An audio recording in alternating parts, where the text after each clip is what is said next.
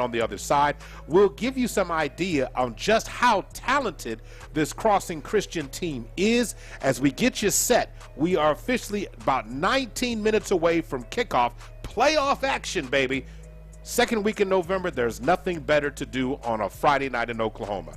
Well, I can understand what you said. You want to be warm and all that, and that's fine. But if you want to come out and support, this is a great place, great opportunity, because the kitchen here at the Good is open. Yes, it is. And it has all the hot goodies that you'll need. I'll tell you all about it when we come back. All right, no doubt about it. It's time for us to hit a break. I want to make sure we thank all our sponsors for tonight's game. That is Parrish Devon Injury Lawyers, Langston University, Big O's Pork and Dreams, Guaranteed Rate Rod C, First Security Bank, Heritage Funeral Home, A+ Lawn Service, the Millwood Enrichment Foundation, Super Prep, David Threet's Hair Cafe, Cosmetology College, and Lemore's Family First DUI School. This is Millwood Falcon football. We'll be right back.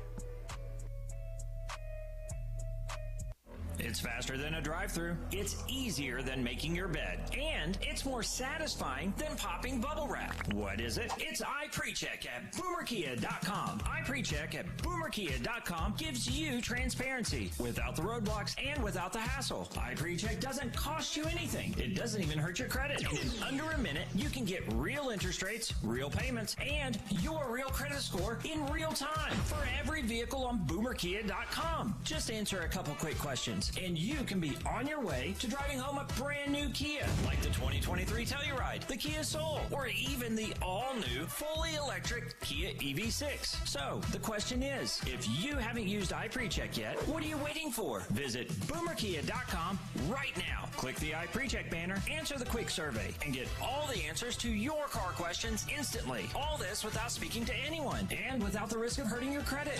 Then visit Boomer Kia. We're off I-240 in South Walker. Oklahoma City, yes, sir, loves Travel Stop and Country Stores and Perry Publishing and Broadcasting Company.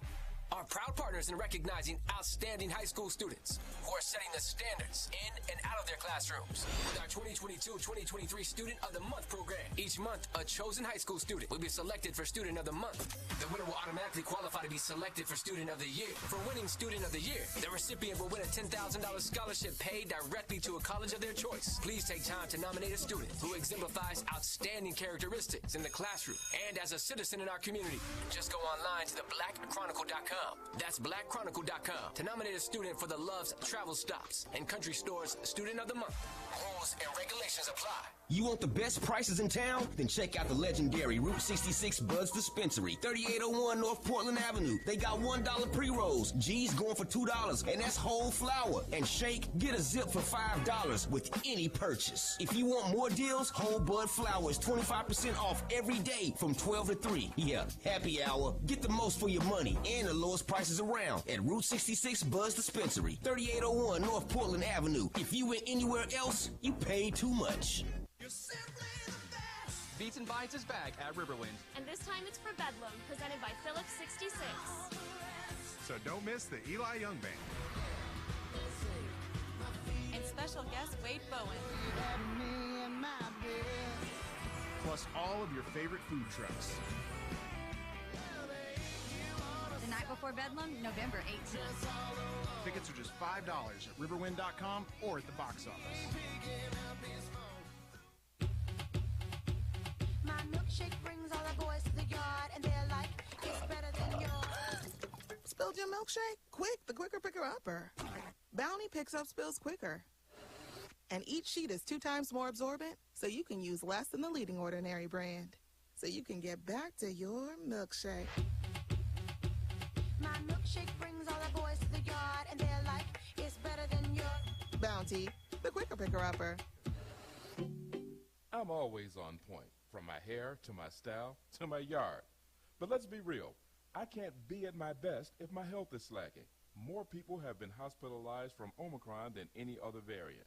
So I got an updated COVID vaccine. It protects against the original COVID virus and Omicron. I stay up to date so I can stay on point for the ones I love. Find updated COVID vaccines for everyone 5+ at vaccines.gov. Paid for by the U.S. Department of Health and Human Services. Open wide. Let me see that smile. There's a back-to-school braces boom at Doc Kelly's office. Can you hold on for a sec? Can someone bring me more brackets? She needs to realign her staffing plan with more registered dental assistants. Can you reorder the rubber bands and bread? Indeed can help her hire great people fast. I need Indeed. Indeed you do. We instantly connect you with quality candidates whose resumes on Indeed match your job description. Visit Indeed.com/credit and get $75 towards your first sponsored job. Terms and conditions apply. Welcome back to Falcon Pregame. Maurice Prince and Gary Woods on the call this evening, getting ready to bring you some outstanding football. Class 2A opening round of the Class 2A Football Championship Series. Postseason begins tonight for all classes, so all games matter tonight. And for those who are watching online on the YouTube, Millwood Falcon YouTube page tonight, I want to say good evening to you. And yes, that is snow flurries that you are seeing right now.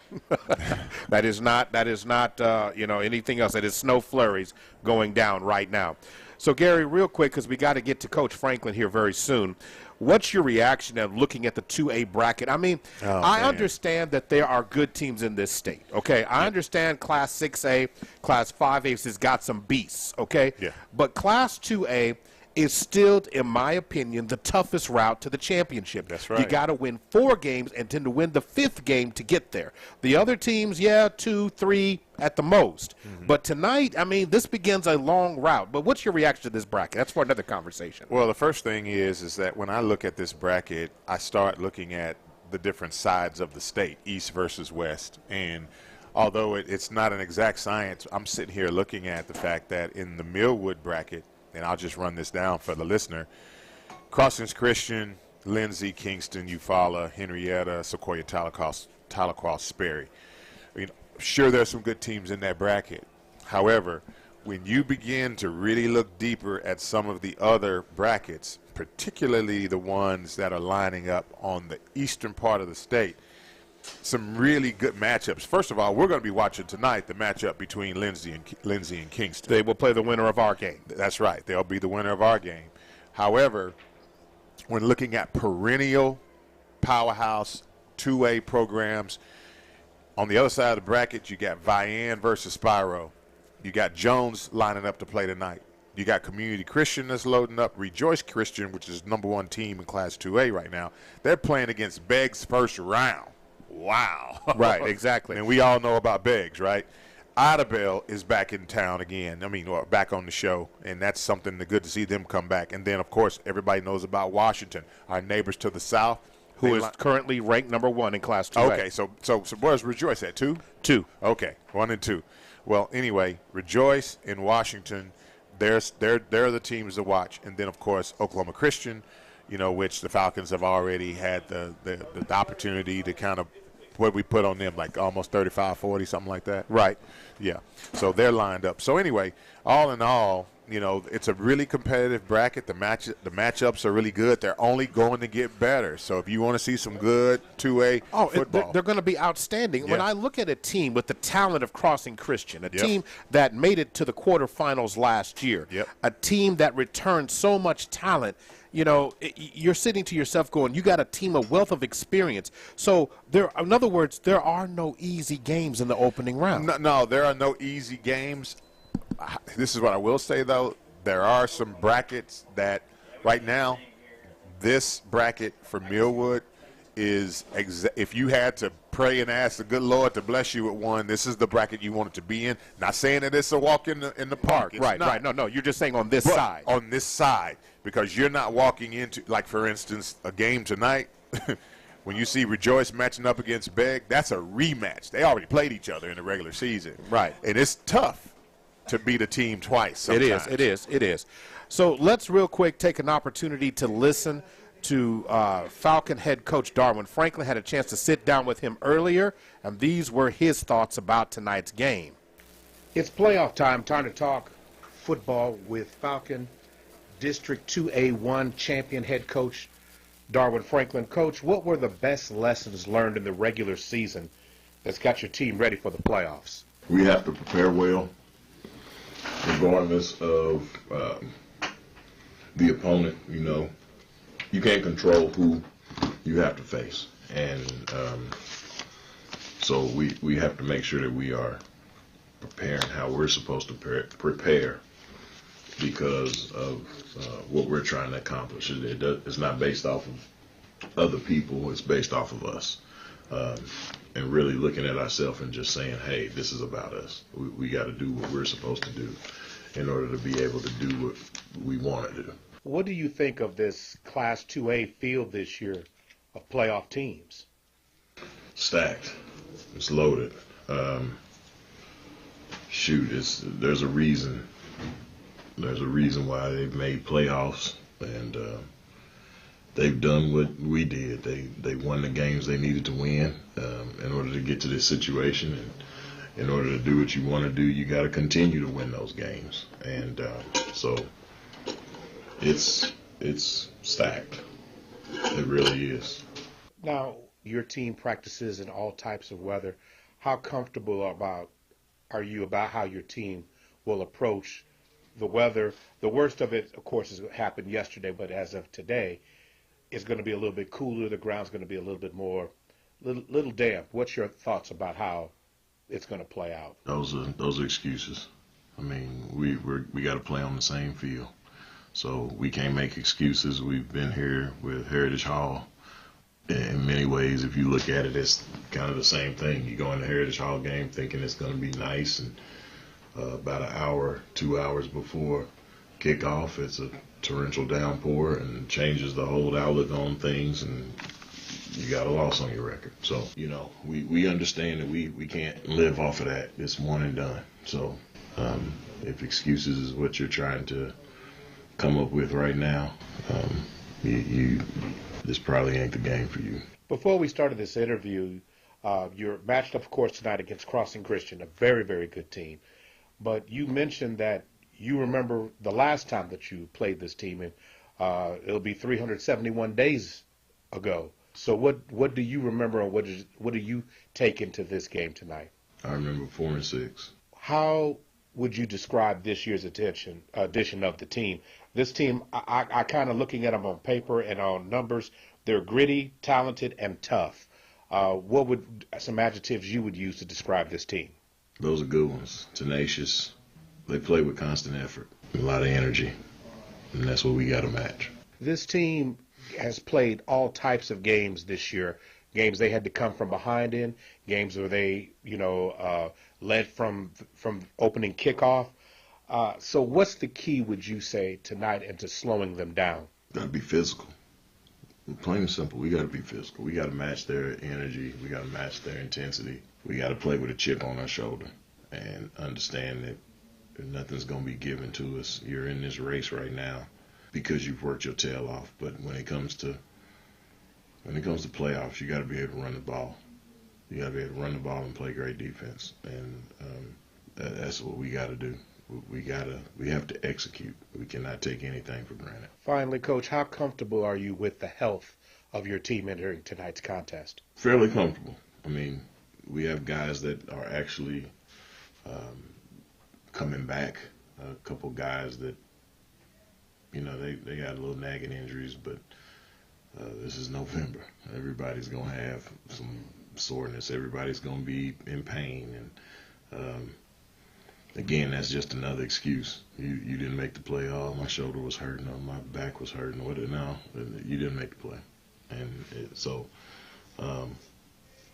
we can't rest on it. The guys, if they're in, they're in the play, and if they can't, then they can't. The safety of our kids are first. So we're not going to put nobody out there that don't have to be out there or don't need to be out there. But health-wise, hey, everybody's hurting right now, and it's going to continue. If you really want to play as deep as you can, you're going to be in pain. Coaches are in pain right now. The weather's changing, joints are hurting. Hey, this is playoff football. This is what we wanted. So we block that out. We're not worried. Coach Darwin Franklin, very stoically pumped, if you will, Coach Woods. I mean, anything from the interview stand out? I just want to point out a couple of things. One, when I asked him about you played Crossing Christians 371 days ago, and I said, what do you remember? I remember 4-6. Meaning which was Millwood's record last year. I thought that was quick. That was about as Bill Belichickian of an answer that I could ever get. So anything else stand out to you from the interview itself? You know, Coach Franklin tickles me. I really enjoy him. And once you kind of get to know him, you know, you'll see that at the end of the day, he's a no-nonsense, straightforward. There's no shades of gray. It's kind of like Yoda. Do or do not. There is no try. You know, plain and simple. And so with that, man, you know, he's I think his leadership is going to, you know, be transferable to the kids. They know what's expected of them. It's just a matter of whether or not they come out ready to play. And he realizes, and I'm sure he communicated to him, hey, I can't play it for you. But you know what? It's encouraging. I'm looking down the sideline. The captains are moving and running. They're trying to get themselves warm. That's clear cut that they understand what they need to do. And for those who are watching online, once again, that is snow. And yes, it is picked up. This is light snow, but still it is another obstacle to overcome for these young folks tonight. We need to take one more break before pregame is over. We'll talk a little bit more about Crossing Christian on the other side of the break here. We'll take our final one here of pregame in just a minute. You are listening to Millwood Falcon football, sponsored by Love's Travel Stops and Country Stores and SSM Health at St. Anthony. We'll be right back.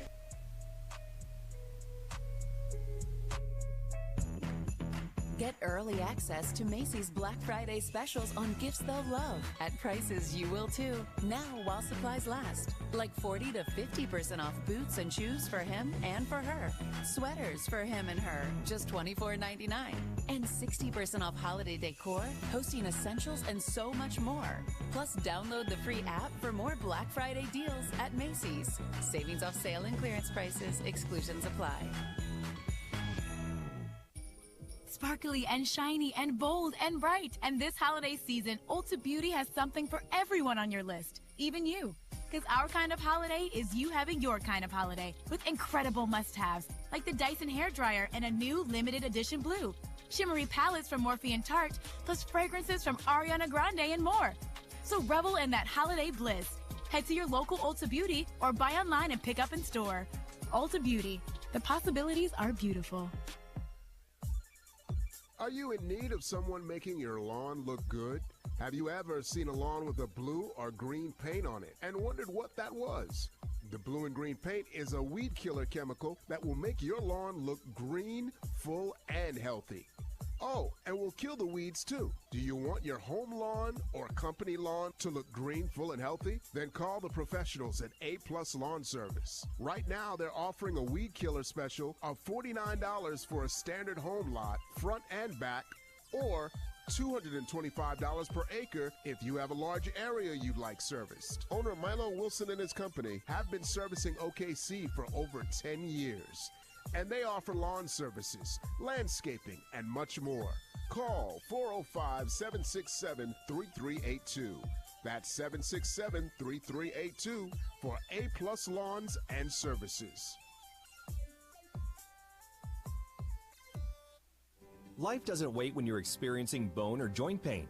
So if there's something you've been wanting to do but your body's holding you back, it's time to take action. The orthopedic experts at SSM Health Bone and Joint Hospital help people find relief and get moving again. Don't wait any longer. Schedule an appointment. Call 405-218-2530. SSM Health Bone and Joint Hospital at St. Anthony. We're Saints in Action, helping you get back in action. Welcome back to The Good. Maurice Prince and Gary Woods. Looks like the Falcons won the toss and have elected to receive. But this is an extremely talented Crossing Christian team. They're an experienced team, Gary. They're returning at least 7 starters on offense and on the defensive side of the ball. Their backfield racked up over 1,000 yards last year. They're well over that mark this year. They've got talent wherever you want to squeeze. Right. Some juice will come out, and it's called talent. Yeah. This team over the course of the season is averaging 27.5 points per game, holding their opponents to 10.2. Right. Over the course of the season, they've only given up 102 points overall. That's actually better than Millwood. Millwood's given up 112. Yeah. So you're talking about a team that's a point better on keeping teams away from scoring the end zone than Millwood has been. And then last year, we were talking about last year's game, 30-14 was the score of that contest. So as we get set for today's game, let me go ahead and remind you right now, let the orthopedic experts at SSM Health Bone and Joint Hospital help people get you moving again. Call for an appointment today, 405-218-2530. That is SSM Health at St. Anthony. Gary, if you had to talk to me a little bit about it, you know, we start talking about this team overall. The keys to the game, I think tonight the team that is physical in the trenches, establishes a run game early on, or got to be two keys. Am I missing something here? You know what? You preached to the choir on that one. I wanted to say praise the Lord. Praise him. You said it right. And also, too, factor in the elements. Okay, we got snow. Snow turns into moisture, right? Even though it's cold outside, the core temperature of the ground is still warmer than the air temperature. So as this snow hits the ground, it's probably not going to stick. It's going to probably melt. That means the wet, slick football sets up nicely for the power run game. And that means the game is won in the trenches. It is one in the trenches, and the team that establishes that. Now, the only thing I have to say about Crossing Christian that actually stood really out to me, for all the games they had one loss where they didn't score any points. Yeah. And that was against Luther, which was way back in September 23rd. And what reminds me of that game, what I have had a chance to actually talk to some Luther coaches. Right. They said they were just more physical that game. Oh. So I think that's an interesting thing. Now, they've rebounded from then. And, again, let's see how they respond. They've been dominant since then, shutting out Bethel, beating Meeker 41-19, and then beating Kellyville 51-7. So, to me, there's a lot of positive things going on. Yeah. So here we go. Set to kick off, and if you're watching, thank you for tuning in tonight. It's time to get things jumping. The Falcons are going to receive the ball, and it looks like we've got back to receive the ball deep. Looks like Xavier Thompson back there, and it looks like Ricky Hunt as well. Now, by the way, this past week, Ricky Hunt made his official commitment to the University of Ohio to go there and play football, so that's a bit of news. And then also, too, he's suited up tonight. I don't know if he's going to play, but Jaden Nickens, actually, he's down on the sideline.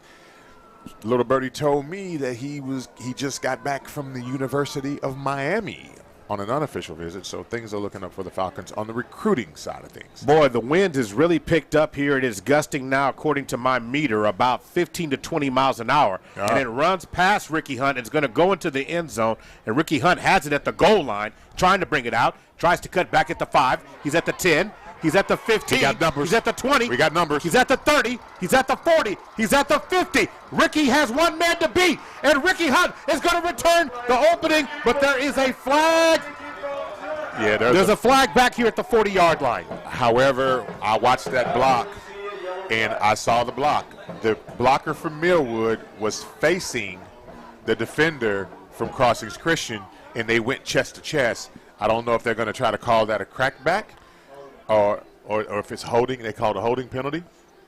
So it looks like holding on that edge. But only Ricky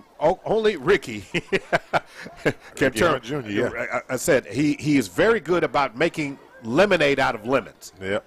So the kick was going to be fielded all the way back at the 1-yard line. So, I mean. Spot foul. So Ricky Hunt doing what he does best, which is return that football, brings it all the way out to is that the 40-yard line? Yes, the 30-yard line. And that's where they'll start out 1st and 10 from that spot. All right, coming to work right now. Ricky Hunt checks in a little bit late. So we've got. Yeah, we're actually missing a player. Ball is snapped, and now we're going to hand the ball off to Big Meach. And Meach fumbles the ball, and it's rolling around on the ground, and the Knights have it. The Knights have the ball. Turnover on the opening snap of the game. Ball's going to be fumbled at the 34-yard line. Yeah, that was, I mean, it was a good clean handoff. However, coming through the hole. But you said moisture on that ball. Yeah, moisture on that ball makes it slick. Also, it's going to be cold. So, you know, you really, really got to think about the 5 points of pressure, and you got to get 2 hands on that ball when you're in traffic. All right, the snow is actually starting to be extremely visible on the field. 3 receivers, twins to the right, high snap. Quarterback keeper. Quarterback keeper to the outside. He cuts back and is going to be brought down by number 5, DJ Shaw. But a nice play there by number 24 for Crossing Christian. That is Silas Ward on that play. And the scouting report did say that Ward is the go-to guy. He was actually in the Wildcat sort of setup. And, you know, he's listed here as a running back for Crossings. And looks like a gain of 12 on the play, setting a first down and 10 from the 22. 3 receivers, twins to the left, pistol formation, high snap. Silas has to get it, but there's nothing he can do there as he's going to be brought down in the backfield by Jones, who gets him and brings him down back near the 25-yard line. That ball, that moisture, it's going to be a loss of 3 on that play, Gary. And that's 2 high snaps in a row. That was actually just a high snap, and Silas had to jump up and get that ball, Ward, by the way, and had to try to make something out of it. So, again, second down and long. 3 receivers, twins to the left. And now Silas is going to run to the outside. Not good tackle after a gain of about 6 yards on the play, down to the 18-yard line. Yeah, that was just a straight quarterback keeper. Off of the zone read, he kept it, tried to get out in front. Right now, I'm a little bit concerned about how easily Crossing Christians is getting the edge on that outside zone play. It just seems like our run support on the outside just isn't filling as quickly as it should. 3rd down and 6 right now. 3 receivers. And they're going to catch, is that Meach jumping off sides? It looks like they're going to catch him. And it is dead ball off sides. You know, one of the things that oftentimes bother me, Mo, is when just because the defense flinches doesn't mean that they entered into the neutral zone. And it sounds like, but if the offense flinched, that's a false start. Right, it is. He's going to move the ball back to what looks like to be the 13-yard line there. So ball snapped. Quarterback draw right up the middle, and Silas takes it. Are they going to say into the end zone? And he does. And the Knights score. Yep. The first touchdown of playoff action here as the Knights get into the end zone and score. So he was able to get it down there, Gary. Yeah, just a quarterback zone play. He got downhill in a hurry. You know, one of the things I'm seeing right away is that, you know, the defensive line is just a little slow getting off the ball. Well, in these conditions, it's advantage offense early on in the game. Yeah, it can be, but defensively, as soon as the ball, you know, is snapped, they got to win the line of scrimmage. So they have to react quickly and play their gaps and be disciplined. And the extra point attempt is blocked, and it's no good. But nonetheless, the Knights put 6 on the board first. Yep. Thought we were going to have a trace of snow. Didn't know we were going to have this much snow. Yeah, it's starting to stick. But it's sticking, baby. And we'll see how the Falcons respond to this adversity coming up on the other side. You are listening to Millwood Falcon Football, brought to you by SSM Health at St. Anthony and Love's Travel Stops and Country Stores. We'll be right back.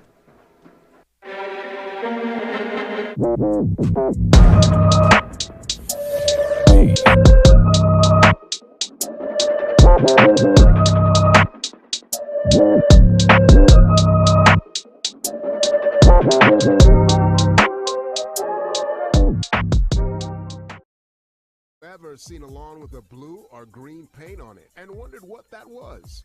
The blue and green paint is a weed killer chemical that will make your lawn look green, full, and healthy.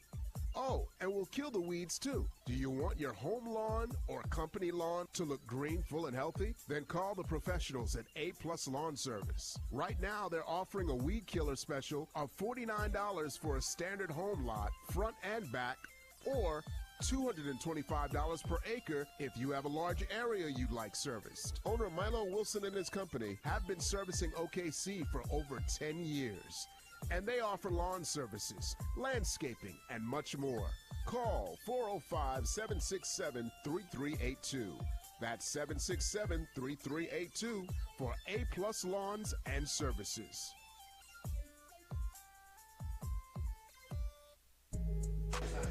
All right, back to live action. Kickoff is away. Onside kick attempt, but it's going to be fielded by Kenneth Childs it will be at the crossing 47-yard line. 1st and 10 from that spot. Let's see what the Falcons do as they respond to this adversity early in the game. 2 receivers split, but there seems to be some confusion. Yeah. Timeout on the field by Millwood, and it looks like there's some confusion on what the personnel is. And again, adverse conditions can sometimes, Gary, catch you off guard a little bit. Yeah, it can. And then also, too, the shock of, fumbling the ball, and then, of course, they score. That's just one of those deals where the guys just got to settle down, get their heads together, and get poised. I mean, it's no big deal. They're not doing anything special. All we got to do is respond. So this is a timeout on the field right now. This is a CBS Sports Radio timeout. Have you checked out Jay Swick in the morning, Rush in the morning? How about Myron Patton? Goes real good with your cup of coffee. James Hale will take you home in the afternoon, talking all the Sooners that you can handle. Then PJ Mills will bring it on home. We also have Kansas City Chiefs football and Oklahoma City G League Blue basketball. Now back to live action on the field right now. So the Falcons come out now, and it looks like Ricky Hunt is the quarterback on this play here, as we've got 4 receivers. It's 5 receivers, as Ricky Hunt's the quarterback now. Crossing's got 7 in the box, and now Ricky Hunt's going to get to the outside. And Ricky turns the corner, and is going to finally be brought down after he gets enough for a first down, depending on the spot of the ball, but it is a first down. I think he's going to take the ball down to the 30-yard line. And a nice change design as we go with the Wild Falcons, as the coaches are taking their plans originally for this game and throwing it out. Yeah, that was a unique sort of formation. For the listeners, we had a tight bunch that was in there, plus we had 2 wide receivers on top of that. So it was a different twist to a 5-wide look. It is a Heritage Funeral Home first down. Ricky Hunt now running quarterback right now, and they go right up the middle. Ricky Hunt, nothing doing on that play that time, as he's going to be brought down, I want to say, right up the middle of the field, maybe a loss, or they're going to say a short or no gain on the play. Gain. That looked, Mo, like a little bit like there was a miscue, like they wanted to line up the bunch to the right and then cross it over. However, the play went right into a run blitz that Crossing Christian called. So again, let's see what happens here. And this is just another formation. This is basically an unbalanced set. Unbalanced set. And now, before things get started, they're going to throw a flag on the play. And going to see what Tim Daughter said. Dead ball. It's going to be false start against Millwood on that play. So 2nd down and 10 goes to 2nd down and 15 now, Gary. Yeah, I mean, it's just the guys just got to settle down, Mo, and just execute. I mean, it's a snowy game, so it's just no one is really sure of their footing right now. And so you know where you're going. Be patient, be confident. Let's get a hat on the hat and get downhill and win this game. All right, coming out again. Unbalanced, meaning we've got 4 receivers. Make that 5 receivers, 3 in a bunch near the tight end area. Ball is snapped, and now Ricky Hunt trying to get to the outside. Ricky Hunt turns upfield, but again, that footing won't let him turn the corner. We're going to bring him down for a loss on the play, maybe a loss of 2 on that play. Yeah. Back to the 38-yard line. And here's the other thing, too. This is a game where the speed aspect of it is gone. Okay, we got snow on the ground. It neutralizes it. So now this is where you have to have the mindset that I got to get 3 yards. I got to turn up. When I see a gap, I got to hit it hard. I can't. Right. Stop looking for the home run. Be okay with maintaining possession, holding the football, moving the chains 10 yards at a time. 4 receivers now, more traditional lineup. Ricky Hunt now single back.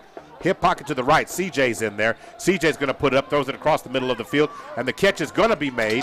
And they're going to take the ball inside the 30-yard line down to what looks to be the 26-yard line. I'm going to say that a lot tonight, folks, because I have no idea. The lines. Right. Right. We can't see anything. So it looks like this is 4-down territory, so it's going to be 4th and about 6 or 7. Falcons going to go for it. Now, Sarah Sunbath in on the reception, taking the ball. It was a nice gain, but we're going to say down to about the 26. Yeah. Gain of 12 on the play. So the traditional offensive set at Millwood, where you have 3 wide in the shotgun formation. And all right, like there's a little bit of confusion there. They got 4 seconds on the play clock. Yeah, they got to hear 2 seconds, and Millwood's going to have to call a timeout. They're going to call a timeout again. Second timeout, so Millwood's only going to have 1. And communication seems to be a little off right now. Yeah. 6:47 to go, but we're going to stay right here. Gary, a couple of things that both coaches came in to tonight. You've got, you've got Jonathan Keithley, the coach of Crossing. You've got Darwin Franklin. They had a game plan. Yes. And then the weather changed it for both teams. Right. Crossing went with running the ball directly with Silas Ward. Right. And that was something that possibly they thought they might have to go to, but clearly they went with the advantage there. Sure. So the Falcons countered that by putting Ricky Hunt in there, and it had early dividends, but we've got to find a way to make it more profitable for us as the game continues. Right. So, Maurice, one of the things that we saw was a unique twist on the Wildcat with a 5-wide look, but the reality of it is that it was run all the way. However, now that the Falcons have shown a little bit of pass, it's now forcing players from Crossing Christian out of the box now. So they're going to have to play a more typical or traditional defensive scheme. Lineup, right, because of the potential threat to throw the ball. So if I had a coaching tip to give for the listeners is I would stay in a traditional set, but then I would figure out how to creatively run the football out of it. And that's going to come down to personnel groupings. So now we've got, the officials look like something is set to play here. I'm just waiting for the officials to blow it. Okay, they have. So here we go. Falcons on a 4th down and what will be 6 yards to go. Blitz 3 package receivers. is coming. And now Big Meech comes across the formation. Ball snap, CJ. Reverse. With the reverse, Xavier Thompson makes 1 man miss, but that's not going to be enough. The Knights were too deep in the backfield and is going to bust up that play. Yep. Good read by the Knights defense on that play. Yep. I want to say in that was Bennett Bell. He was also in that area making a play on that ball, but they read it all the way. Well, the number one reason, Mo, why that play did not work, did you see how many defensive linemen were in the backfield? That means that the Millwood offensive line were not holding or sustaining their blocks. When you lock up, you got to keep a hat on the hat, and you got to drive and stay on those blocks. That's the mark of a good offensive team when it comes to the run game. If you find yourself turning around looking behind you, that means you're not blocking anybody, and your man is usually in the backfield making a play.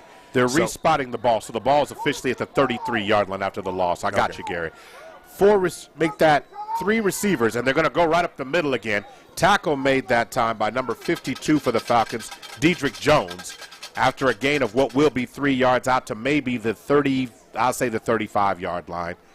Second down and what will be about 7 after a gain of 3. And so in this sort of scheme or game situation, you want to keep yourself in a situation where you're going 2nd and 8. You want to be 3rd and 6 or 3rd and 7. That's the kind of defense that you want to be playing tonight. So the defensive line really needs to get Penny back and get busy. All right, going That's to work good right in the middle, penetration. into the backfield. Excellent job. Carlos Strong in on the tackle that time. And that was a loss of 3 yards. Loss of 3 yards, setting up 3rd down and 10. That's what I'm talking about when I say that you have to win the line of scrimmage. The ball snaps, you come off the ball, you drive your blocker back, or you beat him quickly, and you get into that backfield, stop at the heel line, make a play. 3 receivers, twins to the left side this time. Ball is snapped. And going to try and get to the outside, cutting up the field. There's nothing there. Nothing there. Great Great pursuit by the Falcon defense. Yep, that was Willie Mays on the tackle. William Mays on the tackle. So a gain, maybe 1, maybe 2 yards on the play. And, you know, and Willie Mays, he was the one who didn't play last year, but he was on the basketball team. He came out again for football this year. His leadership has been absolutely fantastic this year, especially with his run and hit ability at the safety position. 4th down and 8. Kick is away. End over end. And Xavier Thompson's going to let it hit the ground, picks it up off one hop at about the 30-yard line, cuts back, trying to find some space. He's trying to come to the home side of the field. He's got numbers to the outside. Oh. Xavier stutter steps, makes one man miss, hits the brakes, and it gets out right about midfield. Xavier wants to use his shiftiness and try to get the footing off balance against the against the defenders, and it worked for a good while as he takes the ball to the Knight 49-yard line, according to where the ball is snapped or spotted. That was a very good return and pretty nifty running by Xavier considering the elements. I don't necessarily like that spot, though. But then again, you can't see. Yeah, I think I don't like the spot. Okay. So what they're going to say is it at midfield? They're going to say the ball. They put it smack dab on the 50-yard line, Mo. At the 50-yard line. All right. So we set to go. 1st and 10.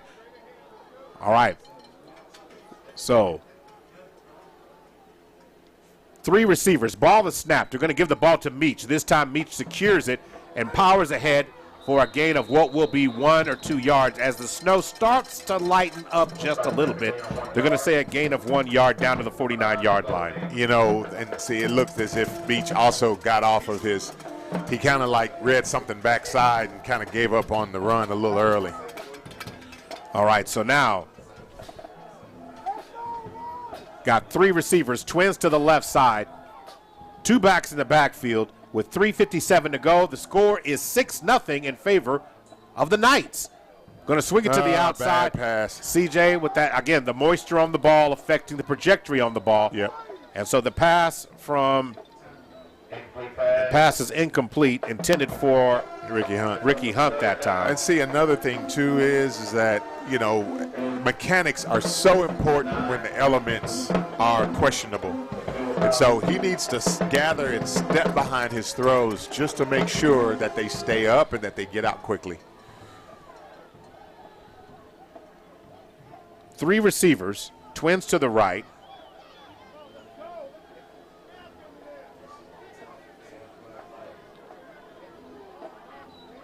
And they're going to hand the ball off to Ricky, and Ricky powers his way inside the 45. Looks like it's going to be down. Maybe it's to the 45-yard line. So 4th down and about 5 yards to go there, Gary. And, you know, the reality of it, too, Mo, is that the way Ricky just ran that ball, right, and he was able to pick up about 4 yards, maybe 5 yards, that's how it has to happen every single play. So, you know, this is going to be, you know, a fight in the trenches, and so it's all about physicality, and it's going to be all about keeping your head in the game, and it's going to be all about making good blocks and holding on to the football. 2 seconds, and the Falcons are going to have to. They're not going to get the kickoff because, again, we didn't have the right personnel on the field. So for the punt, we were a player short. So now the penalty for going to be delay of game against the Falcons. It's going to move the ball back to will be the 47-yard line.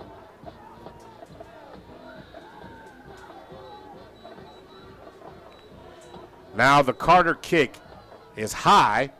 It's going to bounce near the 30-yard line. It's going to get scooped up.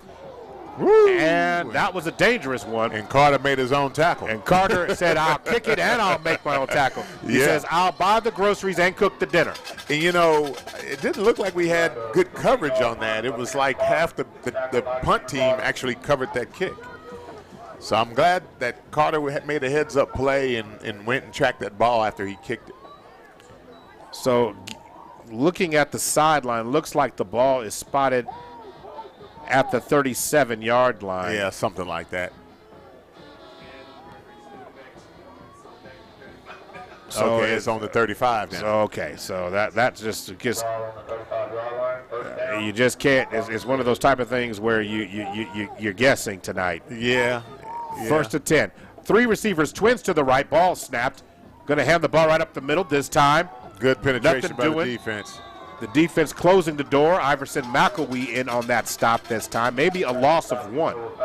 Yep, Iverson McElwee and Carlos Strong in on that tag team tackle. It was a tackle for loss, and that's exactly what we have to have. It looks like Cameron Carter just checked in to the game, substituting in for Dietrich Jones. So it's good to see Cameron back. He had been out earlier in the season with a shoulder injury. It's good to see him back. The officials are calling for time. So we're now ready to run it. 2:21 to go. 6-0 is the score. So trying to get to the outside with Silas, and Carter misses on the tackle. McElwee helps force him out of bounds. Silas Ward on the play. And it looks like he's going to take the ball. They're going to mark it. Maybe a gain of a couple yards on the play. You know, you got to be fundamental. Okay, you gotta get a good angle. You gotta come in. You gotta shuffle your feet. You gotta drop your butt, and then hit through the man. Get your head out in front so that you don't miss tackles. You gotta bring your arms tonight, baby. So the ball is officially at the 36-yard line now. 3rd down and about 9 to go. 3 receivers, twins to the right. Quarterback Silas keeper tries to get to the outside this time. Spins off of William Mays' tackle. Good tackle. But then Doolin in on the stop that time. Is going to be bring him down right about the 40-yard line after a gain of 4 on the play. So it looks like now the defense is starting to settle in and get a rhythm. And as they look like the Crossing Christians punt team is going to come on the field. Now, got to be leery of the fake. Right, because who's the punter? The punter is the quarterback, Silas Ward. Right. And it looks like Coach Keithley is going to call a timeout here.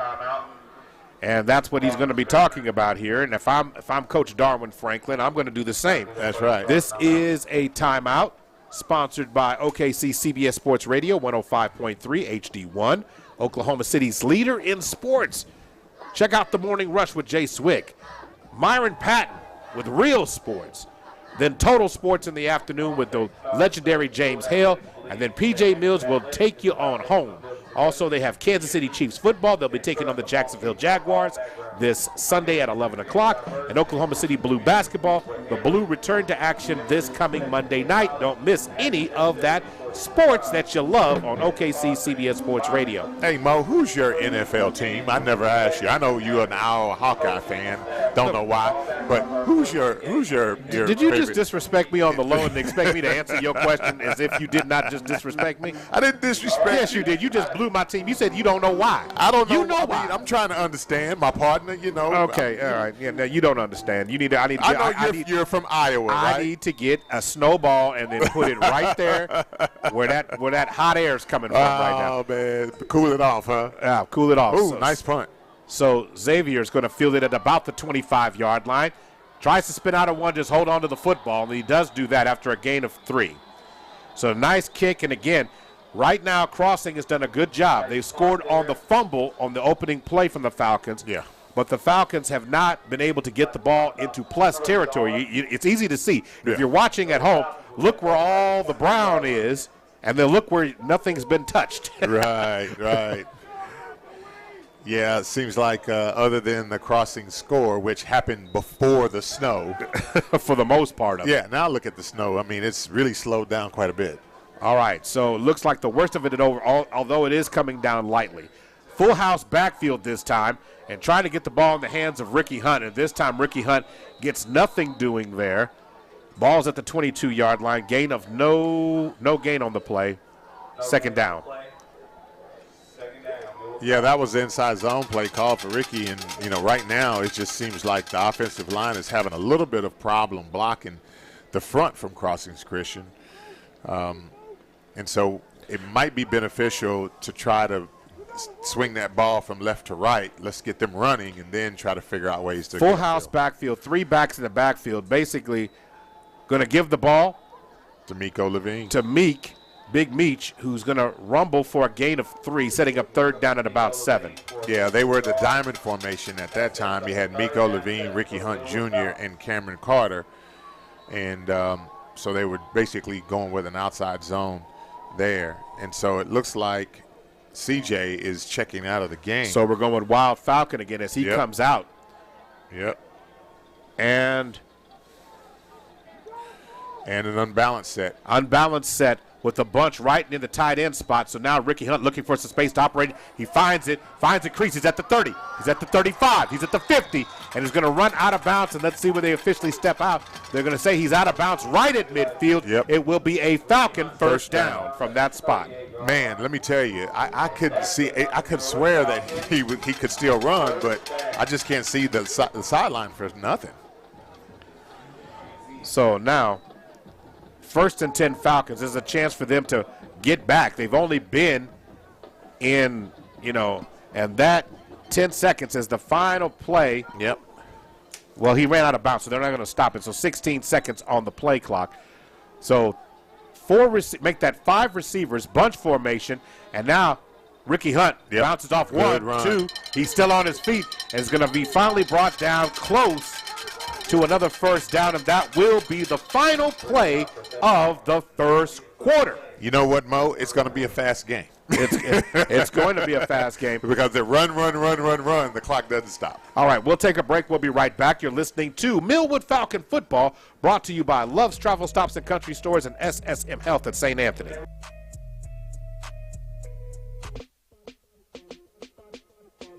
Oklahoma City, I'm Miles Perry, and I want you to listen to my show, Super Prep Live. Super Prep Live takes an in-depth look at the Oklahoma high school student athlete and what makes he or she become great at what they do. Super Prep Live can be heard on OKC's CBS Sports Radio 105.3 and Instagram Live. Make sure you tune in and learn about the next great student athlete on Super Prep Live with me, Miles Perry.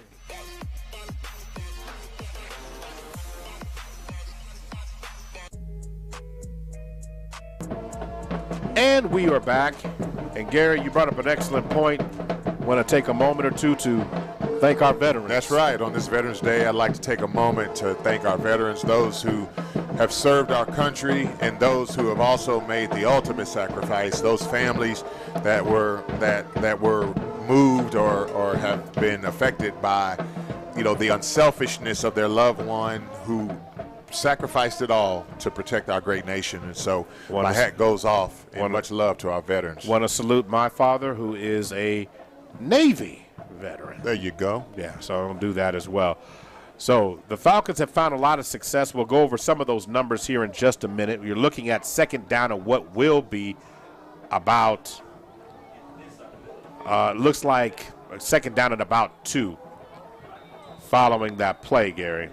Yeah. So the bunch formation is back in effect again, Mo.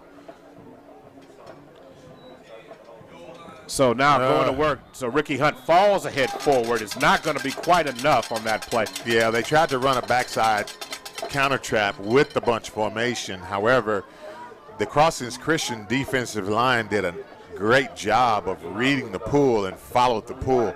In order for that to work, you have to block back to cover for the pulling guard.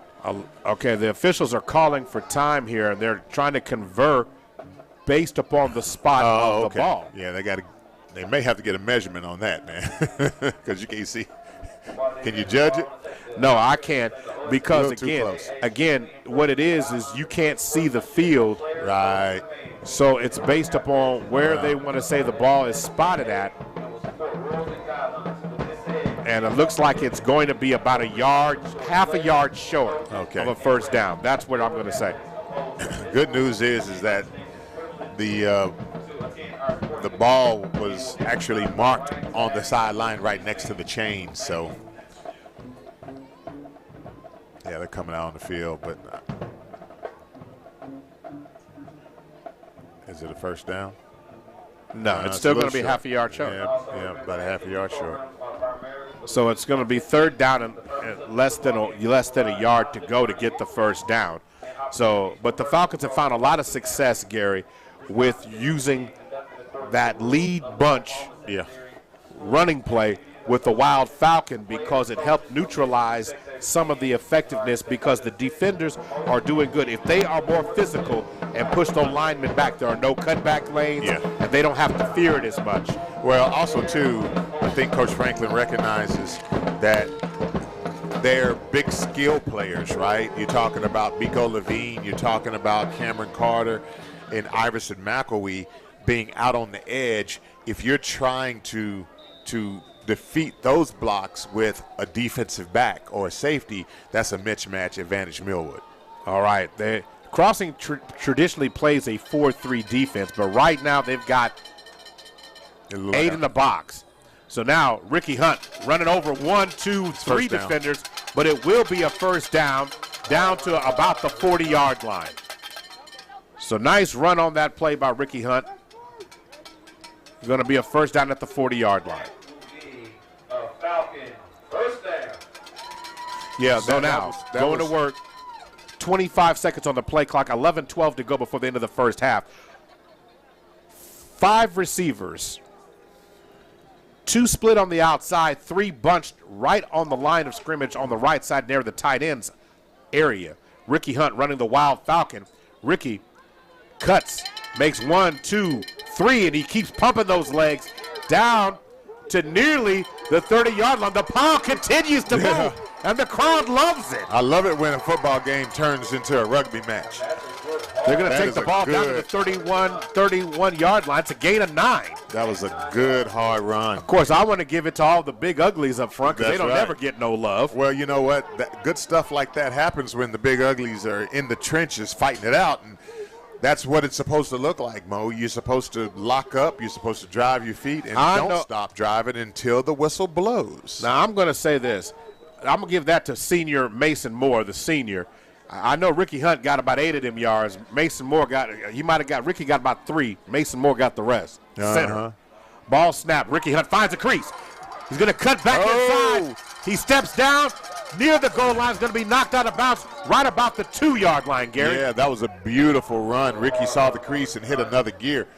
And I'm telling you, I thought that he almost was going to completely split those 2 crossing defenders and make his way into the end zone. But, you know, the elements kind of slows things down. But, again, excellent run by Ricky. And right now, I'm telling you, he's working hard and he's a little winded. So let's see what the Falcons do. Given, the fact that Ricky needs a little bit of a blow right now. 10 minutes to go. 6-0. The Knights. Ricky Hunt right up the middle. And the pile continues to move. Are they going to give it to him? Or they're going to say, no, they're going to move him, say he's down at the 1. Gain of 2. So second down. Got to bring up second and goal for Millwood Falcons. So excellent job, Gary. Yeah, now again, Ricky's you just getting up slow. No, he's fine. He's fine. He says get. So player personnel change as CJ comes back in the game. Ricky Hunt doesn't want to come out. No, he doesn't. 12 seconds on the clock here. Falcons go with the goal line package. Chaz Doolin's in the backfield right now. Ball snapped, and Ricky Hunt's going to power his way into the end zone, and it's going to be a Falcon touchdown. Yeah, just right there. Hey, you're looking at inches. That's when you line up and you look at the guy across from you and you say, hey, you know what? I'm coming at you. You got to stop me. Great play by the Falcons. Good call. All right, 9:07 to go. The Falcons have tied the game, and it is very customary for the Falcons to go for 2. Now, when the air is like this, it's a little colder. Yeah. And so, it doesn't get back in your lungs as quick. So let's see here. Ricky Hunt is back there again running the Wild Falcon. They're still going to blitz. I'm telling you, Crossing is going to figure out a way to blitz on every single play. 20 seconds on the play clock right now. Very important 2-point conversion here. Ball snapped. The Falcons go right up the middle and into the end zone to complete the 2-point conversion on the legs of Ricky Hunt. Let me tell you something, Mo. A lot of things have been happening. Like you said before, Crossings is a 4-3 team. And however, we're seeing that they're playing an odd front today against the Falcons, and we're seeing we're seeing them implement a lot of blitz packages. So, it's good to see Falcons have a success against this change. All right, time for us to hit a break. We'll come back in just a moment. You are listening to Millwood Falcon football. They've taken the lead 8-6. We'll be right back. Sponsored by Love's Travel Stops and Country Stores and SSM Health at St. Anthony. Life doesn't wait when you're experiencing bone or joint pain. So if there's something you've been wanting to do but your body's holding you back, it's time to take action. The orthopedic experts at SSM Health Bone and Joint Hospital help people find relief and get moving again. Don't wait any longer. Schedule an appointment. Call 405-218-2530. SSM Health Bone and Joint Hospital at St. Anthony. We're Saints in Action, helping you get back in action. Welcome back. Time to give you a quick recap. The Falcons scored on a 10-play, 77-yard drive with a touchdown by Ricky Hunt. That scoring recap is being brought to you by A+ Lawn Service, offering you a weed killer special that you can take a part of. Make sure you call Milo today, 405-767-3382. Onside kick. Onside kick, and the Falcons got it. Yes, sir. The Falcons catch the night snapping, and that was a great execution on that. It will be a Falcon first down just shy of midfield, Gary. Describe what you saw. Well, it looked like 8-ball in the corner pocket is what it looked like. Onside kick, that's something that the Falcons never do. They always tend to kick a squib or an ugly kick downfield. However, this time they pulled a rabbit out of the hat and kicked it, and it surprised Crossing Christian that the ball went right between the legs of the upback, and the Falcons jumped right on it. That was an excellent execution of an onside kick by the Falcons. All right, now going to work. Right up the middle, Big Meech powers his way right back into night territory, moving it just a yard shy of the 46, or the 45, I'll say the 46. So a gain of 5 yards on that play there by Big Meech. Yes, and that is exactly, what you want. You want that power run game. You want to get downhill in a hurry. You don't want to waste a whole lot of time feeling, and you just want to see it and go. And if you do that, it will break open big gains later in the game. 10 seconds on the play clock. Full house backfield, 3 backs, 2 receivers. Meech comes across the formation to the left, sets down. Ball snapped. CJ hands it off to Ricky Hunt. Ricky Hunt right into the secondary. He's still powering his way, and he won't go down. Ricky Hunt starting to get the car into gear, taking the ball inside the 40-yard line, down to the 38. It's a first down for the Falcons. Mo, he just kept his legs churning and had great blocking by his lead blocker, Miko Levine. And so Ricky recognizing that, hey, you know what, this is going to be a hard-hitting game. We're just going to need to get what we can get. He did an excellent job picking up those yardage. All right, just keeping up real quick. Ricky Hunt right now already is over 100 yards rushing, folks, in this game. Now going to work, CJ gets to the outside. Nice QB run game. Gain of 1 on the play. Yeah, zone read. He was actually looking at the fact that the Crossing Christians defensive front was sold out on trying to stop Ricky Hunt Jr. and Miko Levine. So he pulled at that time, kept it, come around the corner, and picked up about 2 or 3 yards. Not a bad read by the freshman. Yeah, so they're going to say they keep marking down the yardage. They're going to say he got down to the 37 this time. So a gain of 2, second down, and what will be 8. Now direct snap to Ricky Hunt. And Ricky Hunt having his jersey pulled as he gets down inside the 35. What will be, actually down inside the 35, down to the 31. Something, that formation, I think I'm going to start calling that the 5-wide bunch. A bunch 5 wide. That's exactly what it is. It's just a unique formation that I haven't seen at the high school level. Hats off to the coach who implemented it. All right, now going to work. Direct snap to Ricky Hunt. Again, he steps through a tackle. There it is. He's straight up the hole. You're not going to catch him into the end zone. Touchdown. Ricky Hunt sidesteps to the left, hit the Jets, and went all the way to the back pylon for a touchdown. A 32-yard touchdown scamper. Yeah, that was a beautiful play. In fact, just to give you a recap of what happened, they had the 5-wide bunch with the bunch to the right-hand side, ran counter backside, back to the weak side. And you know what? They got a hat on the hat, fit up nicely. Ricky saw the crease, he hit it, and he went. What is that, 40 yards for the touchdown? No, 32. 32, okay.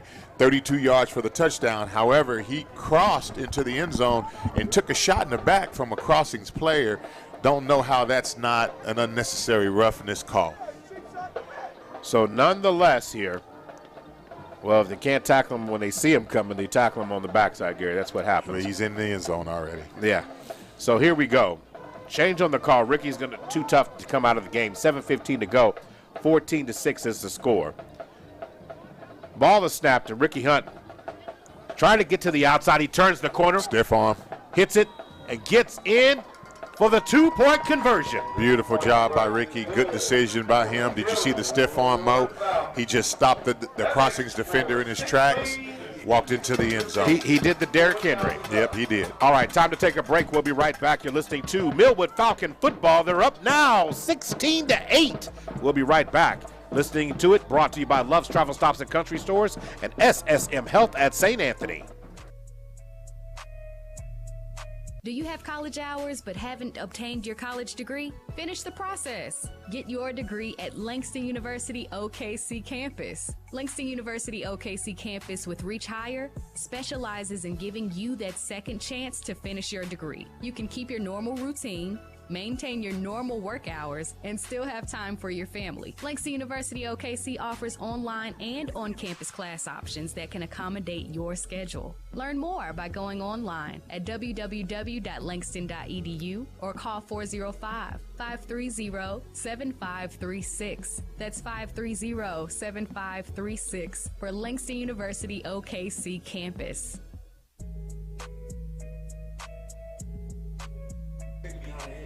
Welcome back to the good.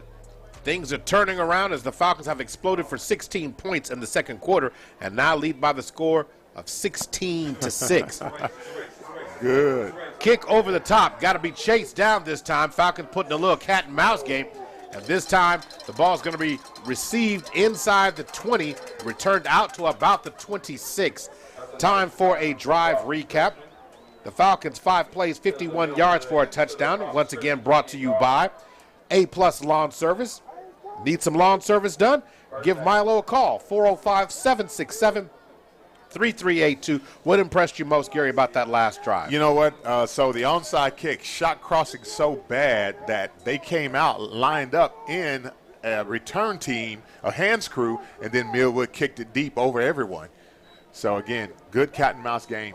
Oh. All right, Silas getting to the outside, center steps. What a cutback. What a break to the outside. Great job by the Knights getting to the edge. The Falcons were not there on that one, Gary.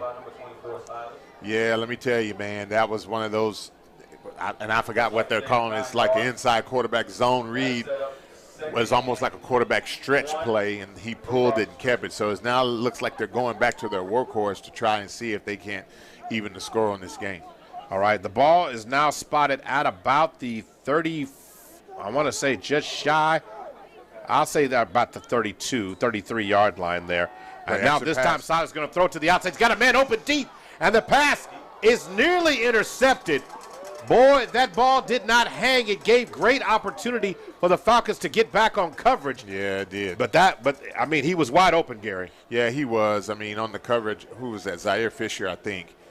That was on the coverage, and I was one of the things as a defensive back coach that I always teach is, hey, no need to look at the ball. You play the man because they're not throwing the ball to you. But it was good that Zaire was able to recover and get there to break that pass up because, yeah, like you said, Mo, he was beat by at least 2 steps. 3 receivers, twins to the left, pistol formation. Silas has it, going to try and run up the middle. The Falcon defense wraps him up and brings him down. Maybe a loss of 1 on the play. Yeah, it did. It looked like it was back to the 32. About 1 yard, so we're looking at about 4th and 4 now, or a long 3. So 4th down and 3. Now let's see what Coach Keithley decides to do here. With the Falcons picking up heat, you're pretty confident right now. So they're going with 3 receivers, twins to the left side, pistol formation. Silas They're going to try to draw him off, Coach. Mo. Silas Ward drops back. So they're dropping back for a punting formation, and he kicks it. Falcons not going to have anybody back there for a 0 return. And a great job on flipping the field. What a great decision by Coach Keithley, making a smart decision there, Gary. He drew the Falcons up. This is what a well-coached team does. Yes, exactly what a well-coached team does. Small little adjustments like that makes it so the Falcons did not get it in plus territory. Yeah, I mean, it was, man, I mean, little cat and mouse strategy is everything. And they lined up in an offensive set. And then, of course, 24, Silas Ward, he backed up and punted the ball, got a nice end-over-end punt that took a crossings roll. And so now the Falcons are looking at they're about the 25-yard line, Mo? That's about 24. I can't see the lines, but it sounds good, Gary. Okay. Anything you say right now, you can say that you're right. All right, Wild Falcon again, and looks like Ricky Hunt Jr. is going to take the ball beyond the 30 out to the 31-yard line, gain of 7 on the play. Yeah, and like I said, this is the sort of thing that you have to stay with. Just be content with moving the chains and taking your yardage in small chunks. 5:22 to go before the end of the first half. 16-6 is the score. Falcons finding ways to get the ball in the hands of their playmakers, are doing a good job of it. Want to make sure we'll thank our sponsors right after this play. 5 receivers bunched to the inside. Going to give it to Ricky Hunt. Ricky Hunt again with a pulling guard lead. Ricky Hunt chops those legs. Going to get the ball beyond the 35-yard line. It's going to be enough for a first down. That's right. That'll be a gain of 4 yards. Good hard run by Ricky. Right now, I'm thinking, hey, keep playing hard, keep staying after it. Managing his energy is going to be important as we get into the third and fourth quarter. All right, that takes the ball out to the 36-yard line. It will be enough for a Falcon first down. Make that the 37-yard line. Again, it's hard to see the field with the spots of the ball. This time, looks like a little bit more Ricky up the middle. That was Miko. Big Meech, I'd correct that. Gain of 1 out to the 38-yard line this time, Gary. Yeah, just a little bit of an inside zone play to Miko Levine. Wasn't much there. It looked like it might have gained a yard. So second down and what will be 9 yards to go, 4:14 to go. And that last first down was brought to you by Big O's Pork and Dreams, some of the best barbecue in Oklahoma City. All right, Ricky Hunt flares out from out of the backfield this time. They're going to give the ball to Cameron Carter on the outside, and Carter takes the ball beyond the 40-yard line. And they're going to bring him down just shy of the 45. That's a good gain. So we'll say out to the 45-yard line. Nice run there, gain of 7 there for Cameron Carter. Well, let me say this, too. I'm looking at the elements, right? I know that the ball might get a little wet when they put it on the ground, but it seems like it stopped snowing. So it wouldn't surprise me if in the second half the Falcons come out and try to throw the ball up a little bit just to keep the defense of Crossing Christians honest. Because right now I'm looking at 9. I'm looking at, well, of course, double tight, but. Double tight, full house backfield. They're going to give the ball to Big Meech, and Meech hammers his way. He's still on his feet at the 50. Comes on down inside the 40, and he's going to be brought down inside the 30-yard line. What a job, what a run by Big Meech. Using the extra power gear. Yes. Using the snow load plow down to the 30-yard line. Mo, I honestly, in my mind, 26-yard gain. Kind of checked out once I saw him cross the first down marker. I thought he was going down, but he just kept right on going and got more yards. Great carry by Miko Levine. Down to the 30-yard line. What a great play. Biggest play of the drive thus far for the Falcons. Falcons are in business again. 3:03 to go. Don't give them the ball back, Gary. Yeah. 3 receivers, twins to the right side. CJ, pistol formation, calls Xavier Thompson across the motion. Xavier gets it on the Good block by Ricky Hunt. Gets to the outside. Xavier cuts and jets down right to the 20-yard line, and then a flag comes in. Where at? Flag's down here. Looks like there's a flag on the play. Back at the 25-yard line. Let's see if it stands. And it looks like it's the preliminary signal to Tim Holden. Yeah. Daughtry is going to be holding against the Falcons. against the Millwood Falcons. Yeah, it looked like Sir Sambath might have got a handful of jersey. So when you're out there on the edge as a wide receiver, you got to play it really clean because you're right in front of the line, Judge. So that looks like they're going to move the ball back to the 36-yard line. And a timeout call by Crossing on the play, and we are going to take one here as well. The Falcons staring up at first down and 16 when we come back from break. You're listening to Millwood Falcon Football, brought to you by SSM Health St. Anthony and Love's Travel Stops and Country Stores. We'll be right back.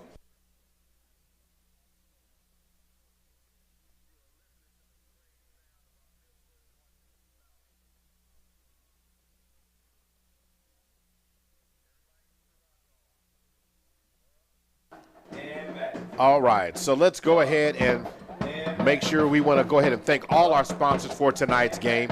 Parrish Devon Injury Lawyers, Langston University, Big O's Pork and Dreams, Guaranteed Rate Rod C, First Security Bank, Heritage Funeral Home, A-Plus Lawn Service, the Millwood Enrichment Foundation, Super Prep, David Threet's Hair Cafe Cosmetology College, and the Moores Family First DUI School.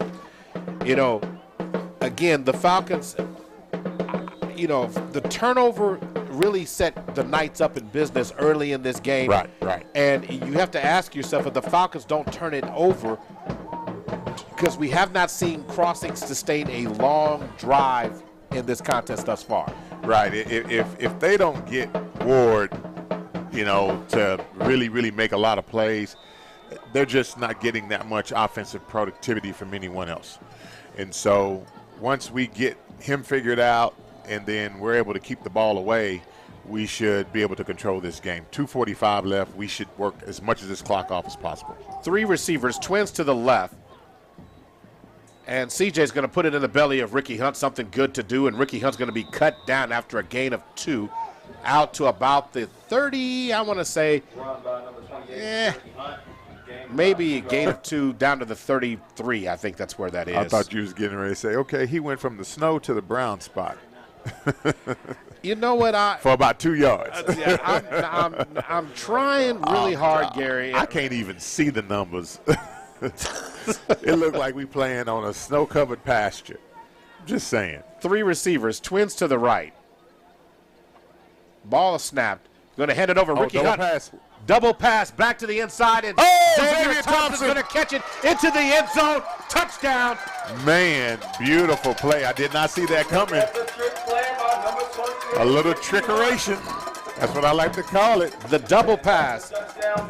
CJ gets it, fakes it to Ricky Hunt, and then Ricky Hunt drifts back, catches it, and then fires it deep. Xavier right over the middle on the post route. He adjusted his route beautifully, ran under the ball, and then went right into the end zone pretty much untouched. So fantastic call by the offensive coordinator. Hey, you know what? This is the time to start showing a little bit, right? All right. 22-6. 22-6 pending the 2-point conversion attempt. 2:02 to go, and the Falcons have pretty much the momentum that the Knights had coming into this quarter. They pretty much erased it. And now they caught it. The ball's deflected. Oh, they dropped it. And they're going to say the pass nearly was going to be caught by Cato Sumbath in the back of the end zone, but it's incomplete. Yeah, I mean, we had 2 receivers in the same area, and Miko Levine thought it was coming to him, so he reached back and got a hand on it and deflected the ball. He did. So the 2-point conversion attempt fails, but nonetheless, the Falcons extend the lead 22-6. We'll stay right there, Gary, and we haven't had a chance to talk tremendous amount of numbers. Yeah. The Knights, 43 yards rushing thus far. They've only attempted 1 pass in this game thus far. Right. And so far, unless they can get the vertical game going, the Falcons have been able to read a lot of what they've been able to do. The Falcons so far, 197 yards rushing and 45 yards passing so far in this game. And the Falcons' ground attack has done a great job to go ahead and open this thing up. Right. You know, I'm sitting there thinking about that pass play that Crossings did call, Mo. They had a look. They had a really good look on that play. It was just a go route downfield, so wouldn't surprise me if they try to come back to it, like you said. So we'll see if they come back to that. So, you know. And by the way, Ward looked pretty good throwing the ball downfield, too. Yes, he did. So it's 242 total, 242 yards of total offense for the Falcons right now. Falcons set to kick this ball away. And this time, leaving the middle open of the field right now. Let's see what they decide to do. Kick right into that open area. Ball's going to be fielded inside the 30. Trying to find some space to operate. That ball returner is going to be brought down by Terrence Taffy. Terrence Taffy making a play on that outside. Good to have Terrence Taffy back in the lineup, coming off of a little bit of an injury. He had a plantar fasciitis injury that kept him on the sideline early in the season, but he's back in time for the playoffs. All right, going to move that ball back out to, they're going to say the ball's going to be at the 31-yard line following the return of about 3 yards. So Falcon, good coverage on that return there.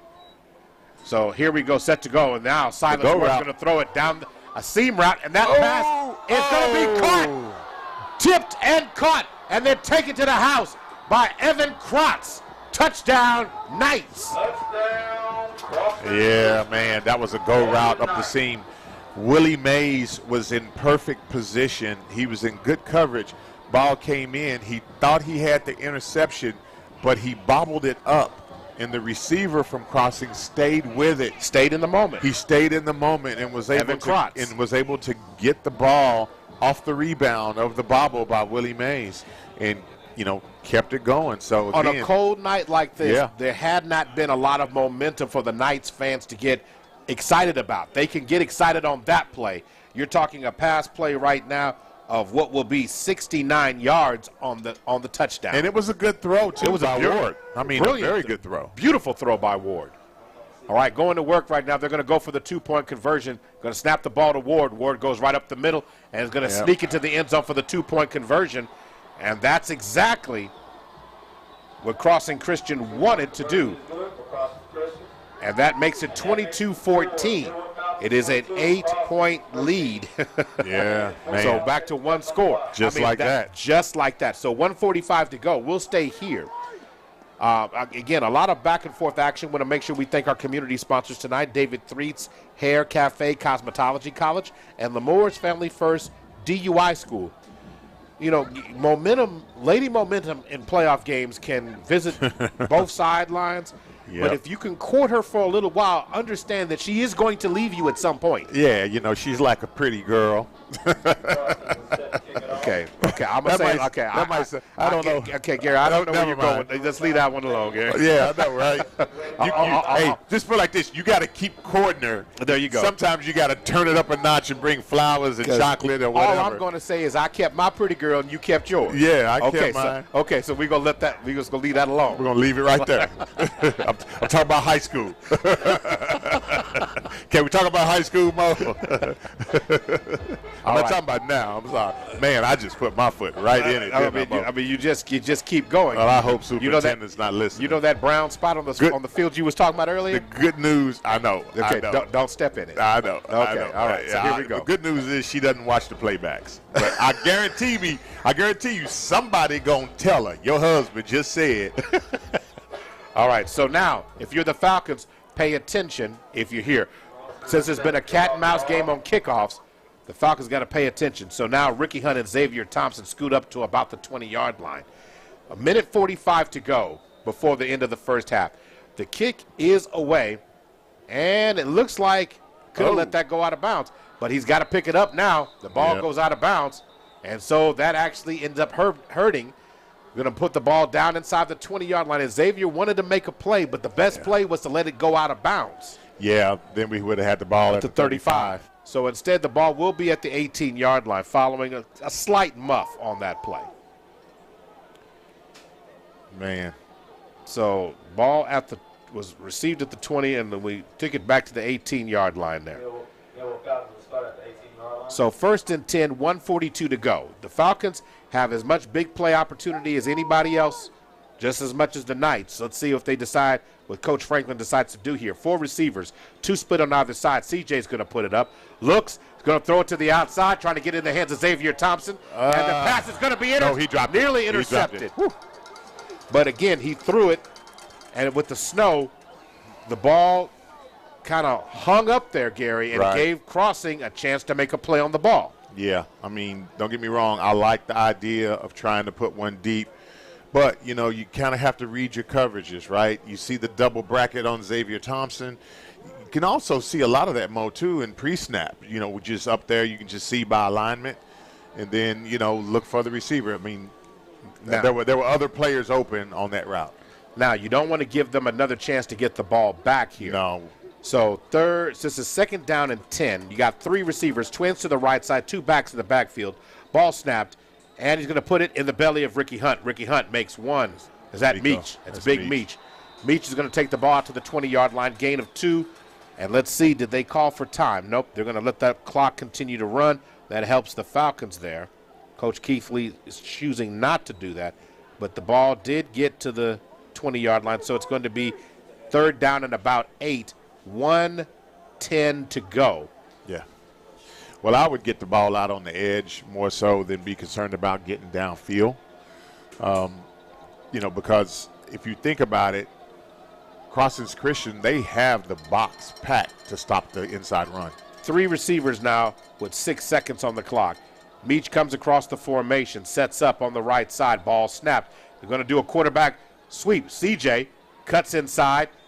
Had he cut upfield, he might have had a chance at a 1st down, but he went a little bit, not quite east-west or north-south in this case, but more east-west. Yeah. Going to take the ball out to the 25-yard line. Then a timeout's being called by Crossing Christian as he takes the ball, I want to say, about 4 yards shy of the 30, but the ball will be spotted at the 27.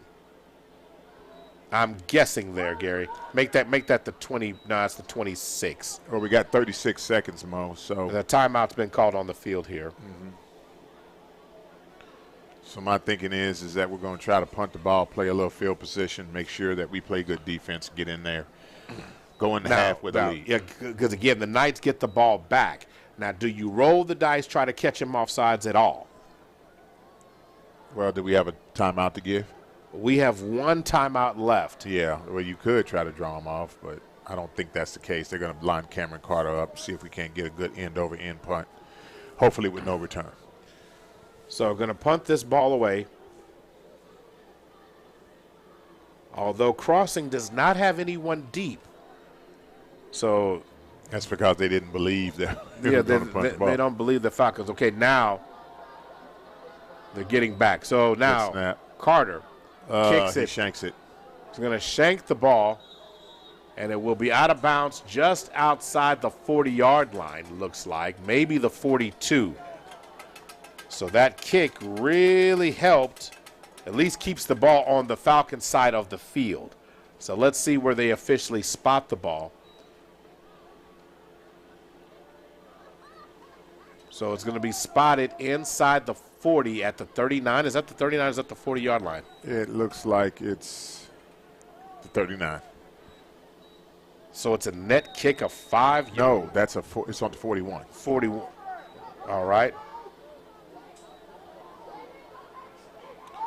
Trying to throw it to the inside. The ball is caught, and they're going to get into the end zone for a touchdown, Gary. Yeah, I mean, I don't understand. That is Evan Krotz doing work again on the outside. What a great play. What a great move on the outside to catch it with the balance. Knew where he was and went straight to the end zone. Defensive backs are going for interceptions. They should be playing no catch in these elements.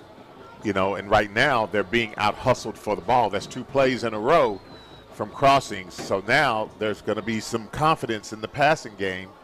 And so it looks like again, Silas Ward is going to be confident. He's looking more confident in his ability to throw the ball. And this was huge. The Falcon defense is going to bring down Silas Ward so he does not get the 2-point conversion. So, all right, so that's a flag on the plays against the Falcons. It looks like that's what we got here, Gary. No. So that's going to go half the distance. So half the distance to the goal. It's going to put it at the 1 yard line.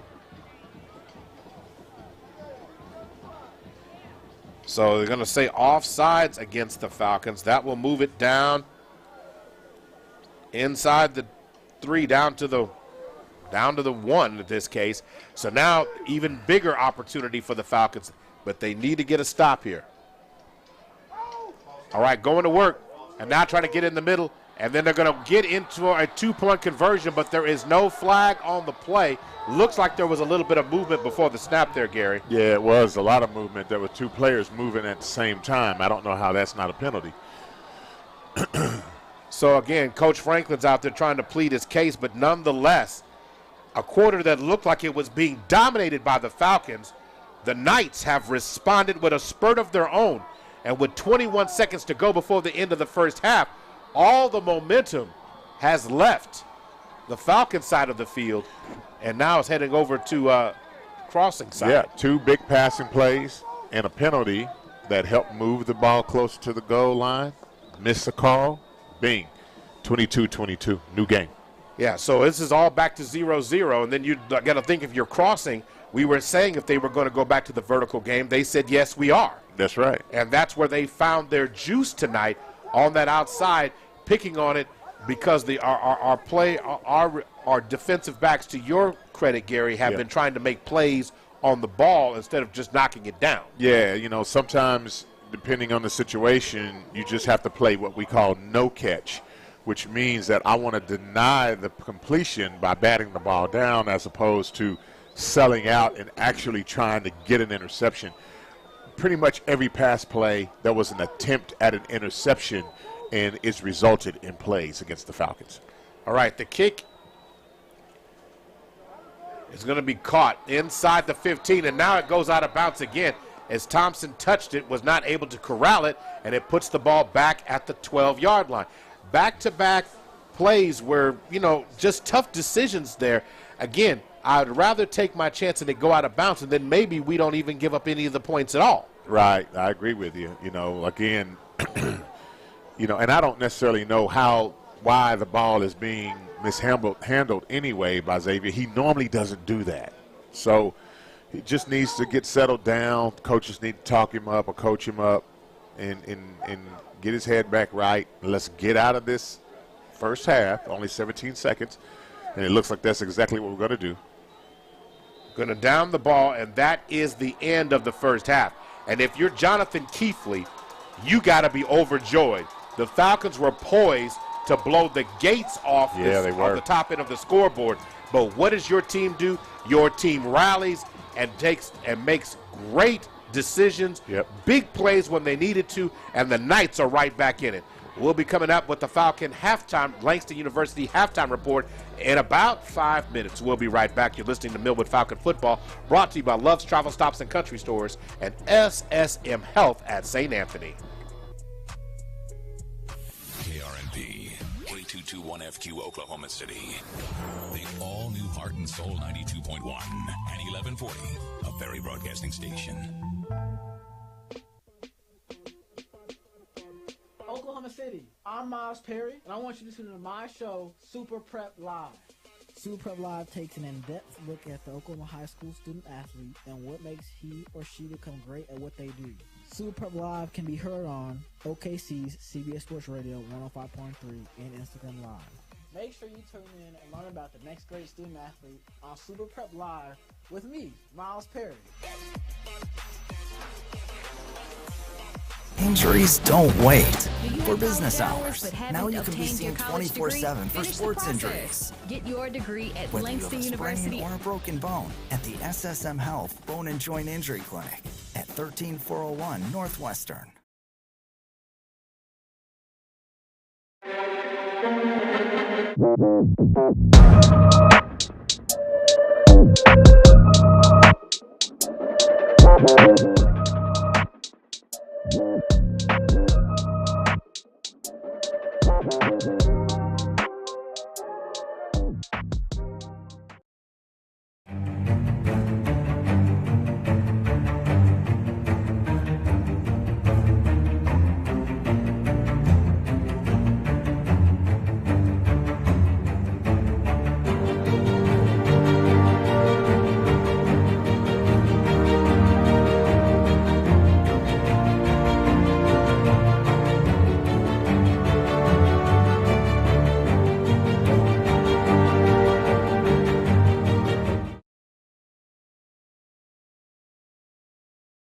realize outstanding characteristics in the classroom and as a citizen in our community.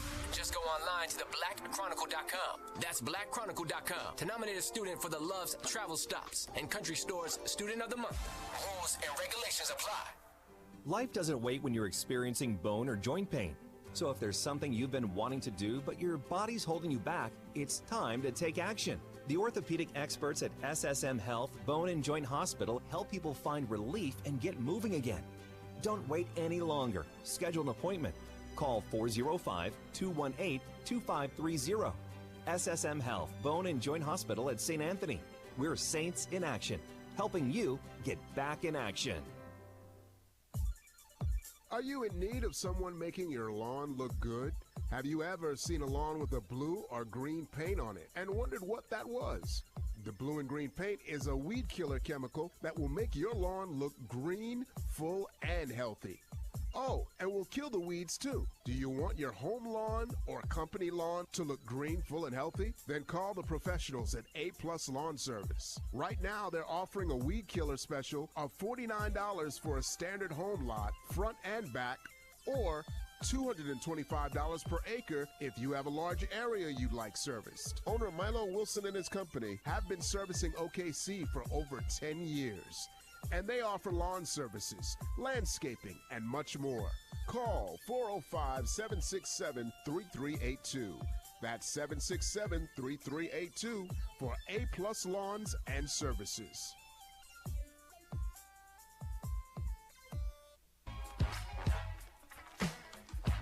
Big O's Pork and Dreams has 2 locations to serve you. They're now open at Midwest City and still in their Edmond location. Big O's Pork and Dreams feature a menu with your favorite meats, briskets, ribs, pulled pork, chicken, hot links, and more. Big O's has their signature loaded smoked potato with the famous fat butt, also known as a Big Nasty. It's a loaded tater with a spare rib on top. Try Big O's loaded steak fries and barbecue pizza. Big O's Pork and Dreams has 2 locations in the metro. In Midwest City, 6003 Southeast 15th, and in Edmond, 285 South Santa Fe Avenue. And both dining rooms have active pure technology to reduce over 99.9% bacteria, viruses, and more. And that's air you can trust. Open Tuesday through Thursday, 11 a.m. until 9 p.m. and Friday and Saturdays, 11 a.m. until the meat runs out. Big O's Pork and Dreams has 2 locations, Midwest City and Edmond. Come get you one of these taters. In your time of need, let Chris and Christy Harrison at Heritage Funeral Home and Cremation Services take care of you and your family. Heritage Funeral Home and Cremation Services specializes in the highest level of competence, courtesy, and compassion during your family's difficult time and will always make sure your loved one's life will be celebrated in a meaningful way. Owners Chris and Christy Harrison would love to earn your trust and business by offering an affordable full-service funeral for only $3,595. This package will save you and your family thousands of dollars and will give your loved one the first-class funeral they deserve. Heritage Funeral Home and Cremation Services also offers a variety of cremation options. Just stop by their office, 1300 North Lottie, to learn more or call 405-424-5100. That's 424-5100 for Chris and Christy Harrison at Heritage Funeral Home and Cremation Services.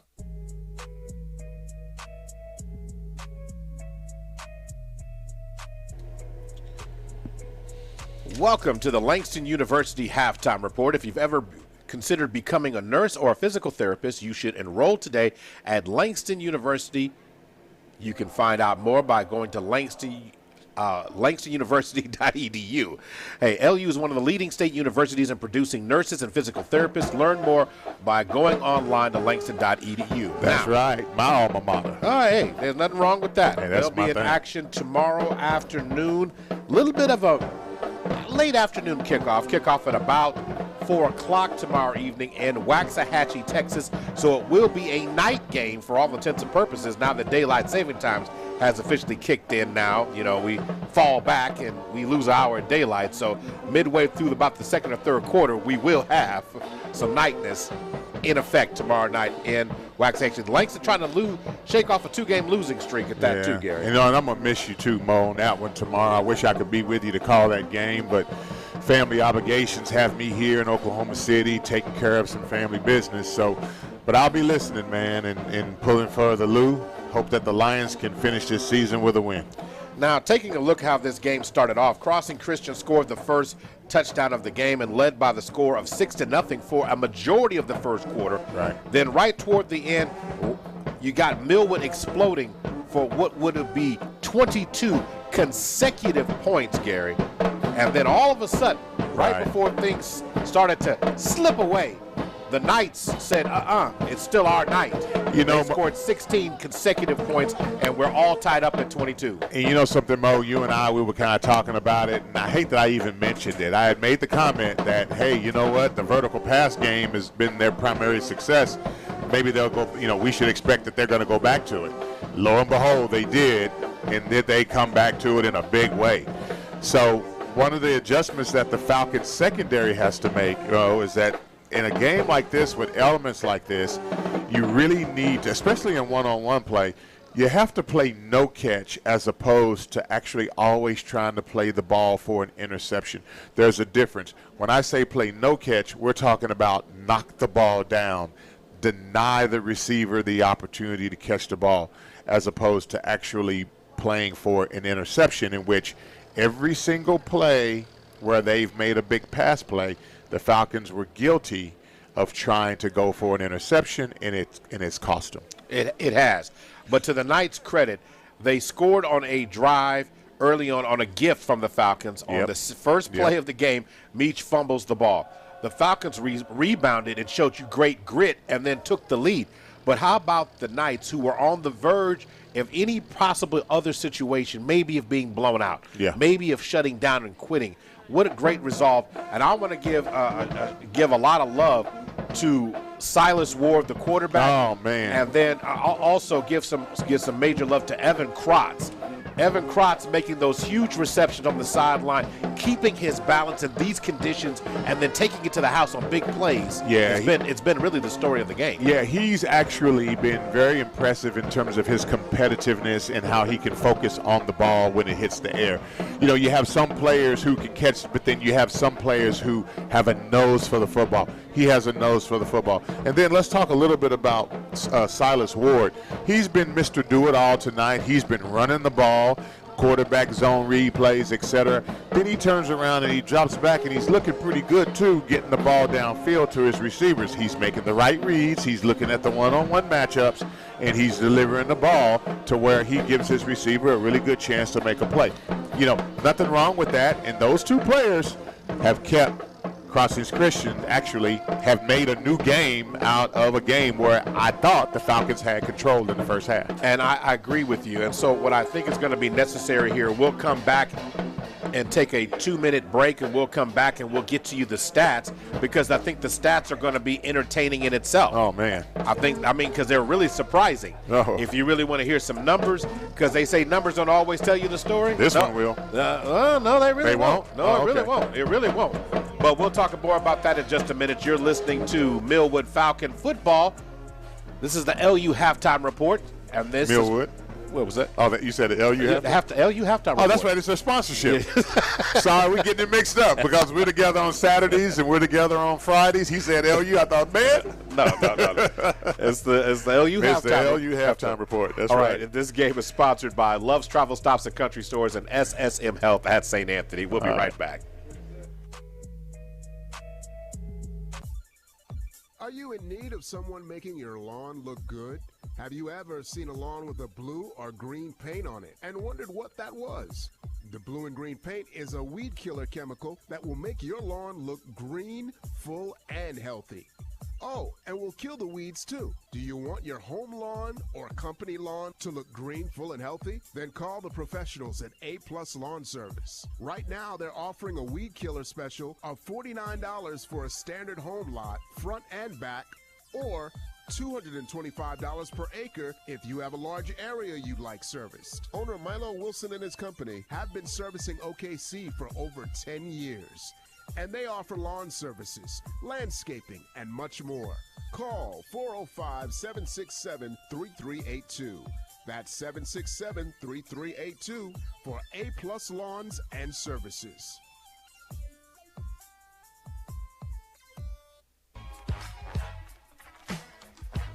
Big O's Pork and Dreams has 2 locations to serve you.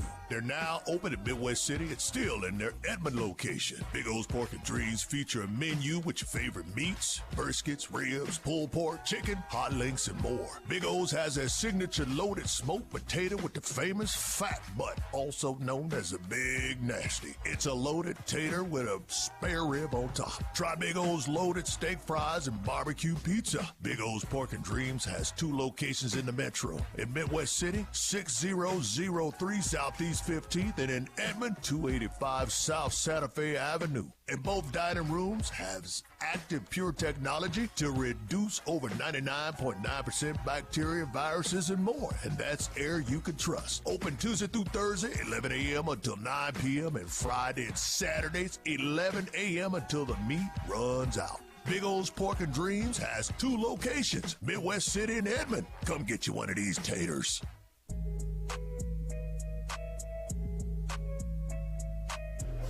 Welcome back. Welcome back.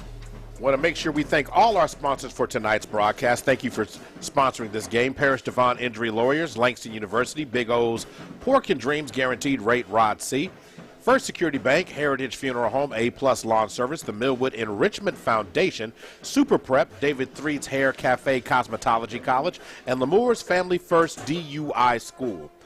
Taking a look at the team stats first, Gary, and I'll tell you this. Okay, let's look at this story, man. Okay, Millwood has 10 first down. Crossing Christian has 4. Yeah. In terms of rushing yards, Millwood has 199 yards rushing. Crossing Christian has 43. The Knights do.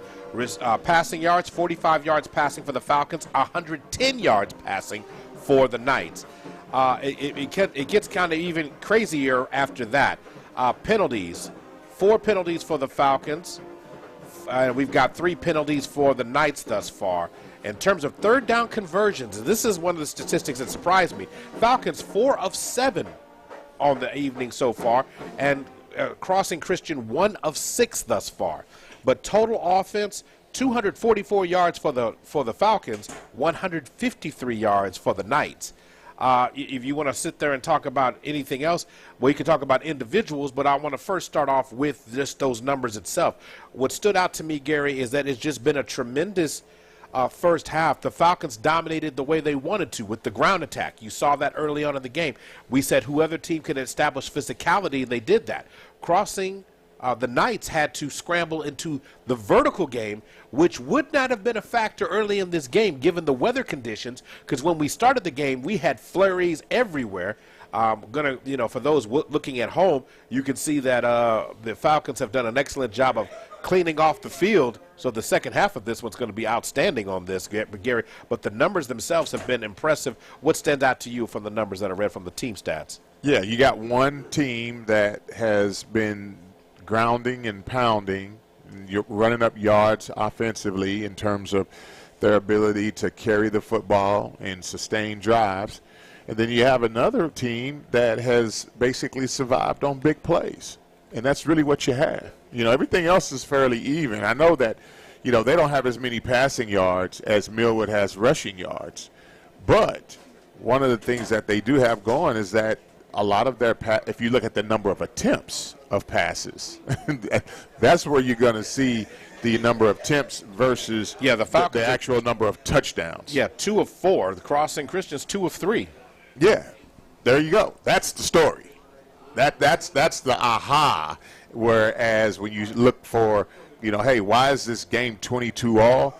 Well, it basically is, Millwood's done a good job of controlling the clock and running the football. 22 points in the first half. You know what? That's excellent, right? You're on track to score, close to 40 points. However, when you give up big plays because of breakdown in technique or a little bit of a relaxation when it comes to discipline and focus, this is what you're going to end up with. And you'll let a team back in where at one point in time I actually thought that the wheels were going to come off, Bo. I really did. And then all of a sudden, Crossing started taking shots downfield, and being 2 of 3, they're completing what, 67%? 67% of their passes. And again, they haven't had to work the ball to find a whole lot of them. The Falcons have set things up a little bit of other, how things are going. So real quick, while we're doing this, Gary, I'm just feel like it's needed to do that. I'm going to try and see if we can get an update, if I can, of the games taking place tonight in Class 2A. Looking at some of them, Holdenville Community Christian up on Holdenville 28-14 at the halftime.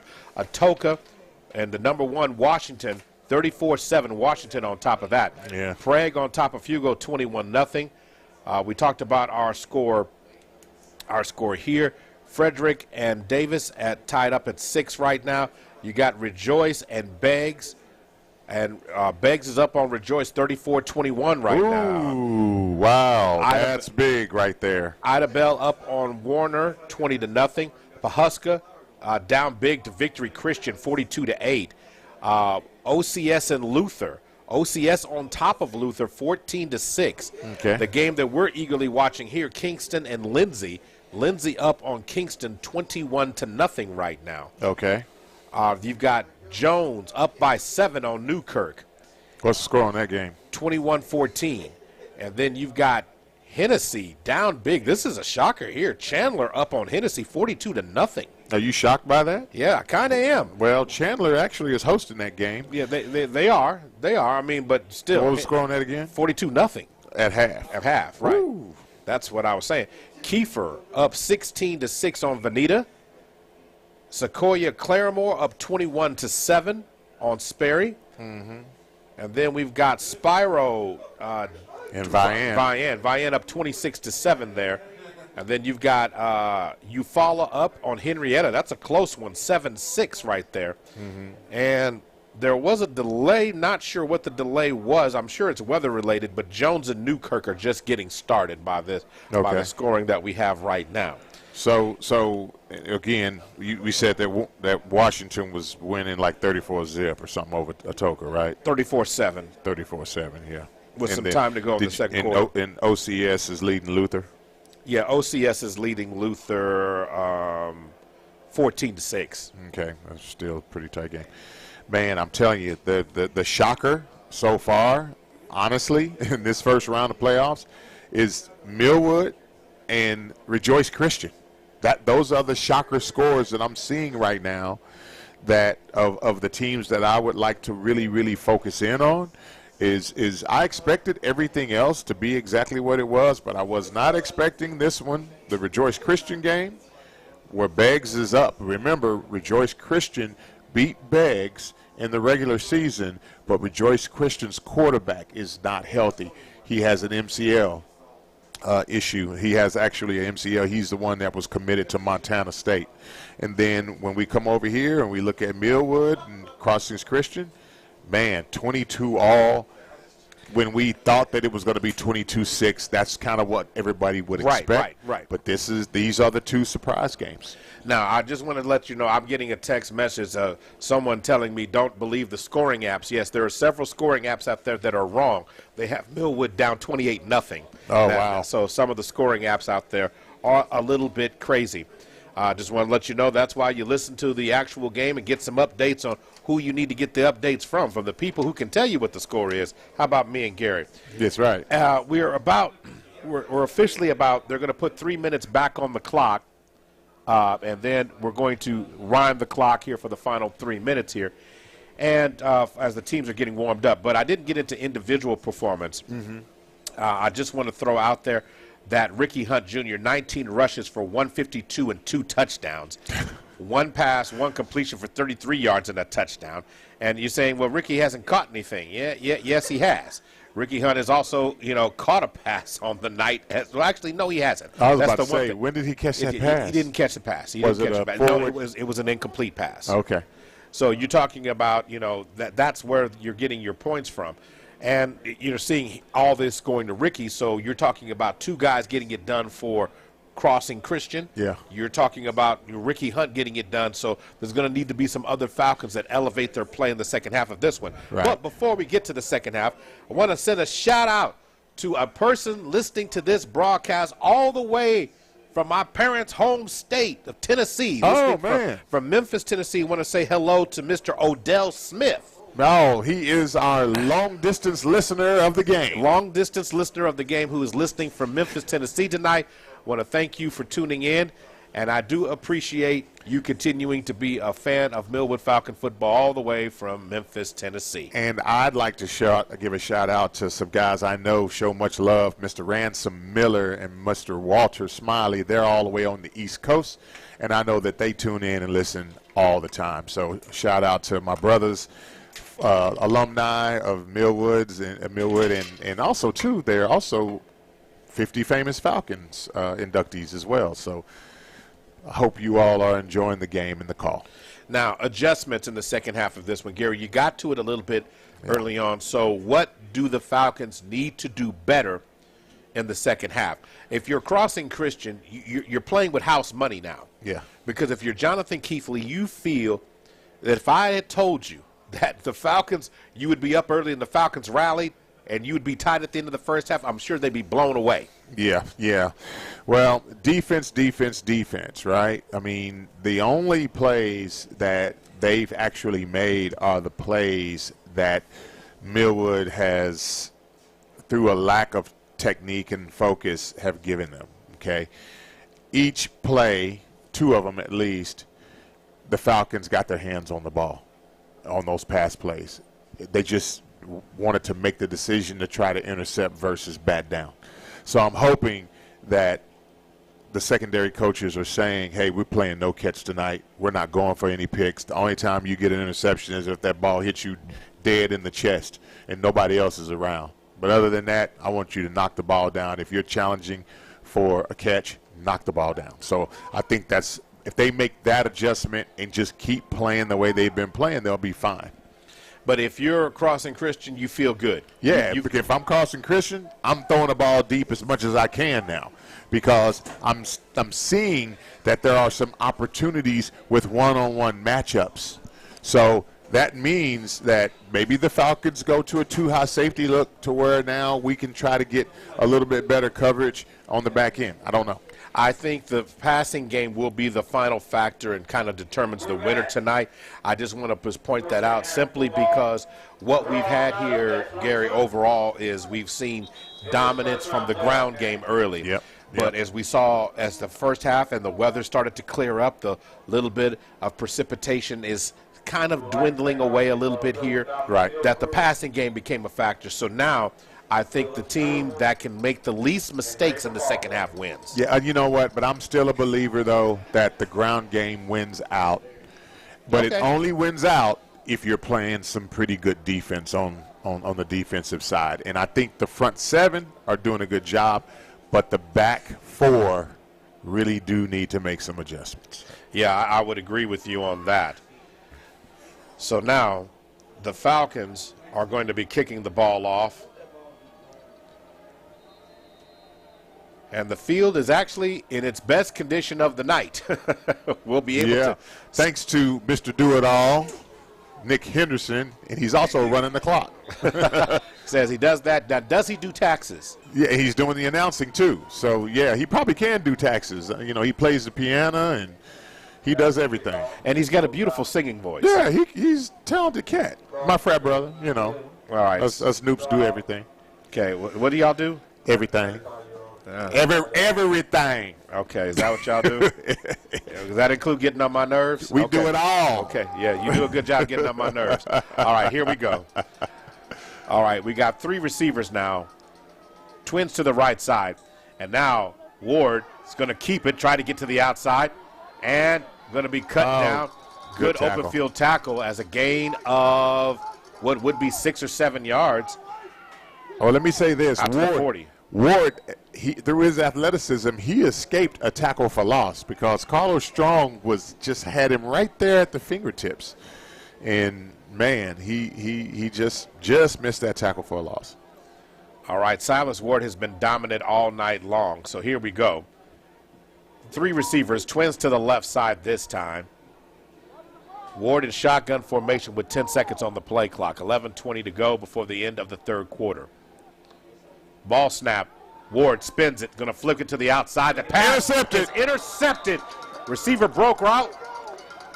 But again, staying home with the big-time play there, DJ Shaw with the interception at the 47-yard line. So that's the interception, Mo, that you want, right? I just said it. When the ball hits you in the chest, where did Shaw catch it? In the chest. Was anybody else around? Not really. Not really. So that's exactly the interception that you want. It is, but I still say I called that the passing would be a factor in the second half of this game. So, you know, what I'm going to give myself credit for on that one, you won't give it to me. I'm going to give it to myself. Gain of 1 on the play out to the 49-yard line. Is that Meach on the carry that time? That was Ricky on the carry, inside zone lead. And so, anyway, he got a little short game. I think they're going to give him some forward progress, but it wasn't much there. So, DJ Shaw with the big play right now.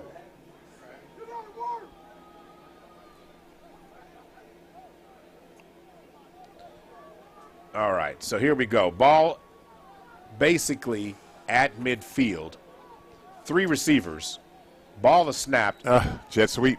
Jet sweep out to Xavier Thompson, who gets to the edge this time, is going to be forced out of bounds right about the 40-yard line. I think that's enough for a first down, Mo. Jet sweep for 9 yards. Yep. Xavier Thompson. So nice job on that one. So it's a Millwood first down on that particular play. That's a good read. I thought that at first, man, he should have turned it up, but instead he bounced it to the outside and was able to get a few extra yards. Good heads-up play by Xavier. So by Xavier making the play, it'll be a Millwood first down, and they're going to say officially that ball's at the 40-yard line. Gain of 9 on that last one.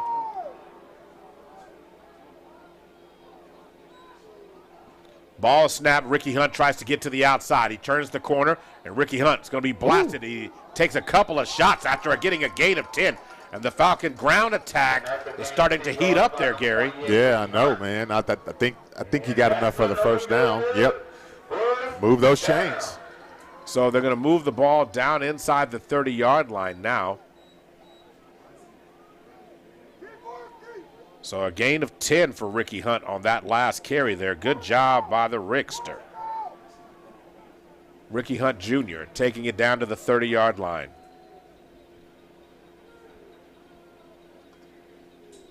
Ball snap. This time good CJ. Call. CJ kept it. With the quarterback. Great block by Miko Levine. He races to the inside and takes it to the house for a touchdown.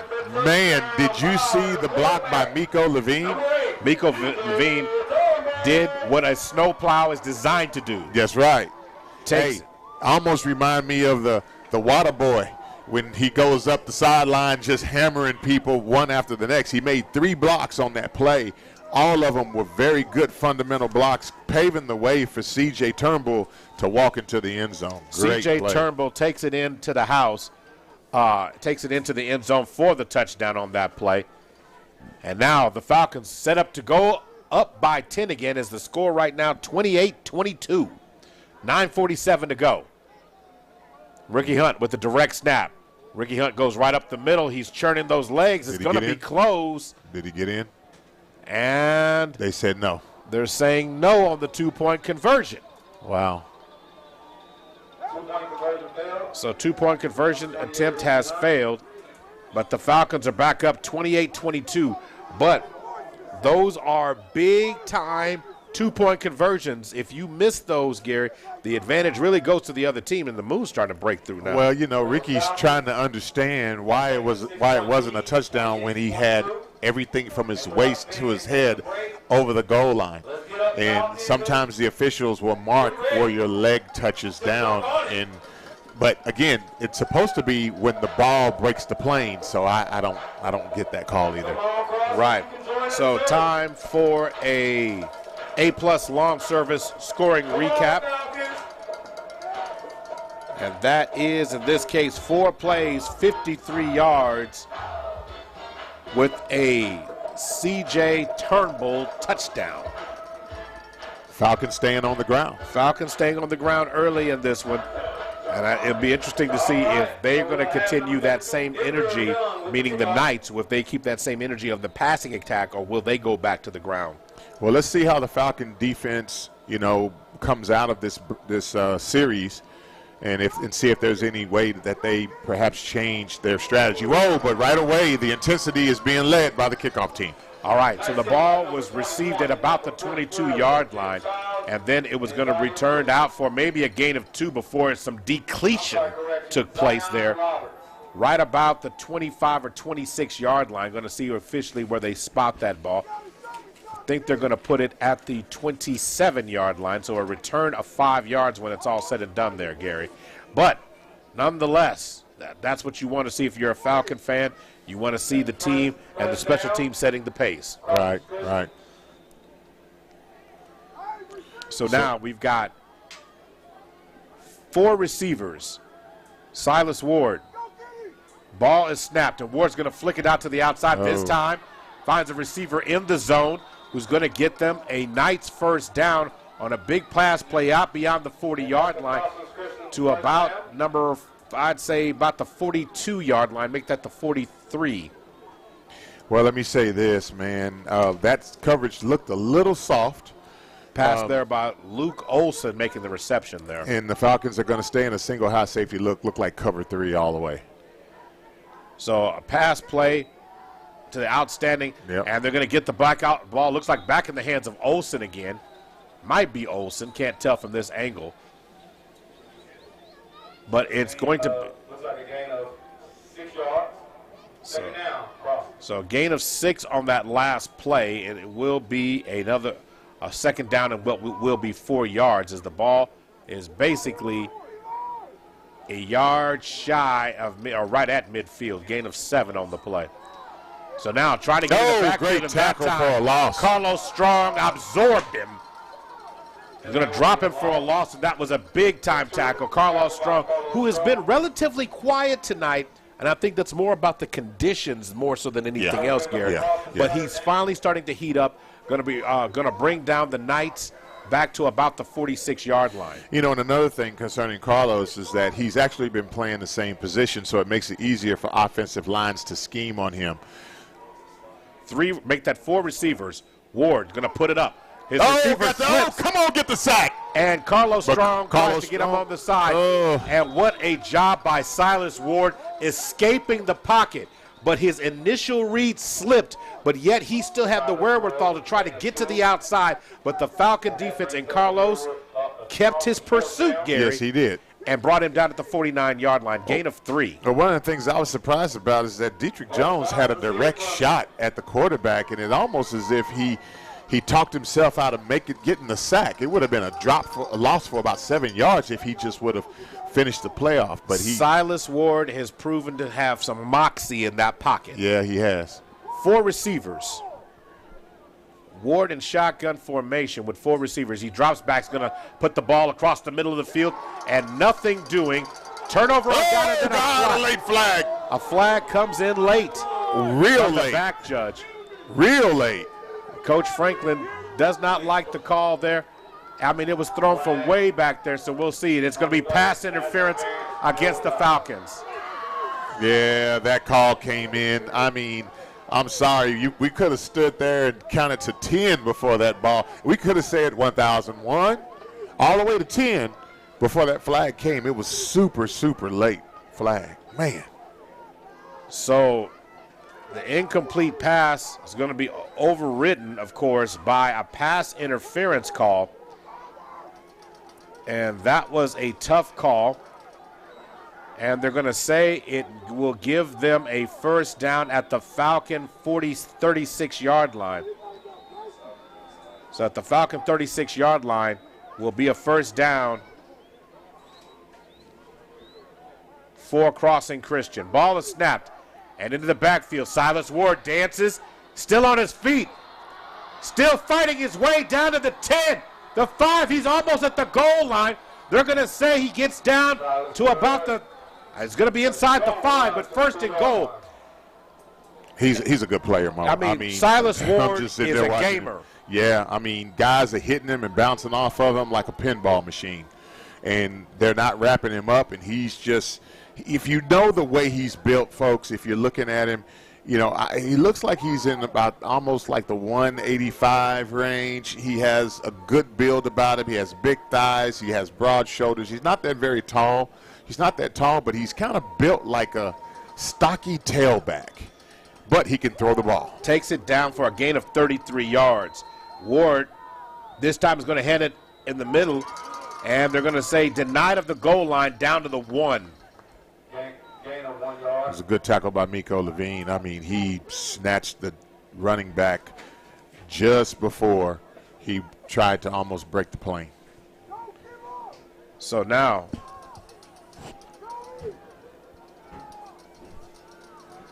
going to work. So snapping the ball. Going to go inside, and Silas Ward takes it in for the touchdown. Yeah, he just paused just long enough, showed some patience, and went in and broke the plane for the touchdown. So the touchdown was good. Now here's the most important thing, the 2-point conversion. Yeah. We're all tied up at 28 right now with 7:03 to go. And they're going to go for the extra point here. It was blocked on the first touchdown they scored of the game. Mm-hmm. Key right here. Watch the fake. And it's a low snap. And the extra point attempt is good. Yeah. And just like that, Crossing Christian Knights are on top, 29-28. We'll be right back. You're listening to Millwood Falcon Football, brought to you by Love's Travel Stops and Country Stores and SSM Health at St. Anthony. Life doesn't wait when you're experiencing bone or joint pain. So if there's something you've been wanting to do but your body's holding you back, it's time to take action. The orthopedic experts at SSM Health Bone and Joint Hospital help people find relief and get moving again. Don't wait any longer. Schedule an appointment. Call 405-218-2530. SSM Health Bone and Joint Hospital at St. Anthony. We're Saints in Action, helping you get back in action.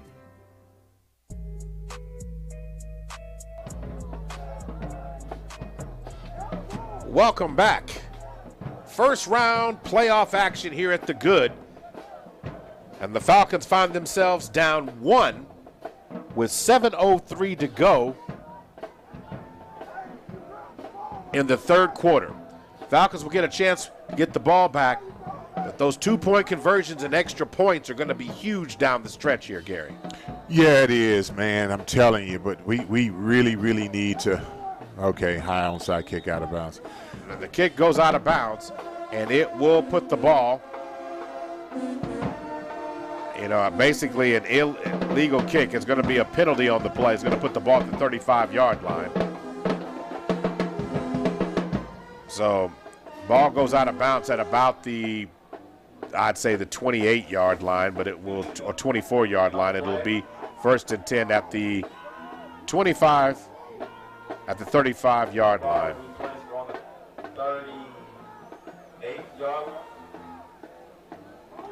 So illegal kickoff. So it'll put the ball at the 35-yard line, 1st and 10 for the Falcons at that point in time. Managing the clock. They're going to say the 38. I guess I don't know how that is if it's a legal kick, but I guess it's going to be spotted at the 38-yard line. Never heard of that. Wow. Yeah, never. And I've never seen that before. But anyway, All pistol right. formation, 3 receivers, twins to the right. Ball snap. They're going to hand the jet sweep over to Xavier Thompson. He cuts inside at the 35. He stops and going to run out of bounds right at midfield. It will be enough based upon the spot of the ball out to the 49-yard line. Or is it going to put it at the... And that's another Millwood Falcon first down. So it's going to be a Falcon first down at the... Yeah, so it will be a Falcon first down at the 48-yard line there. So now, Falcons reset right away to get things going again. 3 receivers. Ball is snapped. They're going to hand the ball over to Ricky Hunt. Ricky Hunt, blast. Oh. 1, 2, 3. Good hard run by Ricky. Gets the ball right up to midfield. Gain of 2, 2nd down and 8.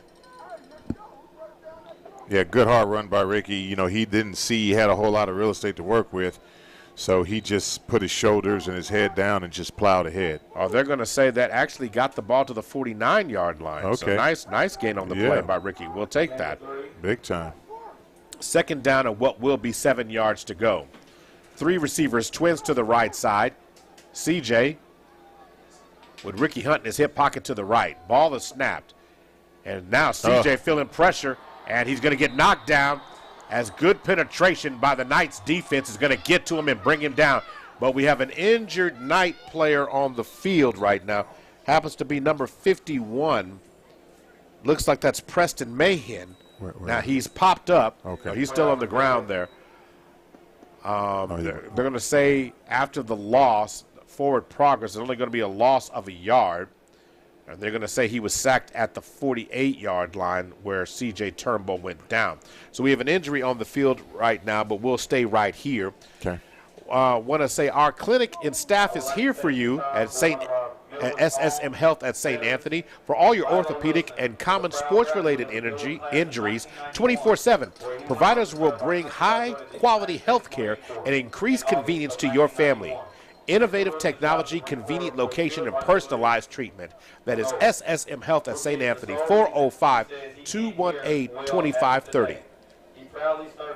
So when we start looking at some of the things going on, Gary, he's able to get up. Looks like they're going to get him up under his own power. But what the players have to do is they got to play the full slate of minutes. Yes, they do.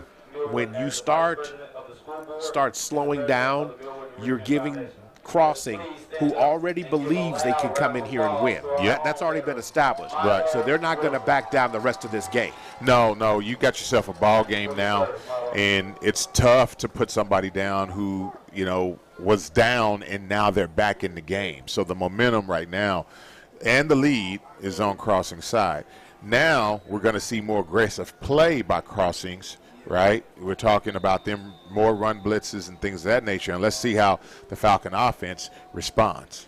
All right, going to swing it to the outside, and Dylan Daniels makes his first reception and is going to be brought down right about midfield now. So the Falcons look like they're going to kick it as Cameron Carter gets out on the field. So pass is complete to Daniels down to the 49-yard line.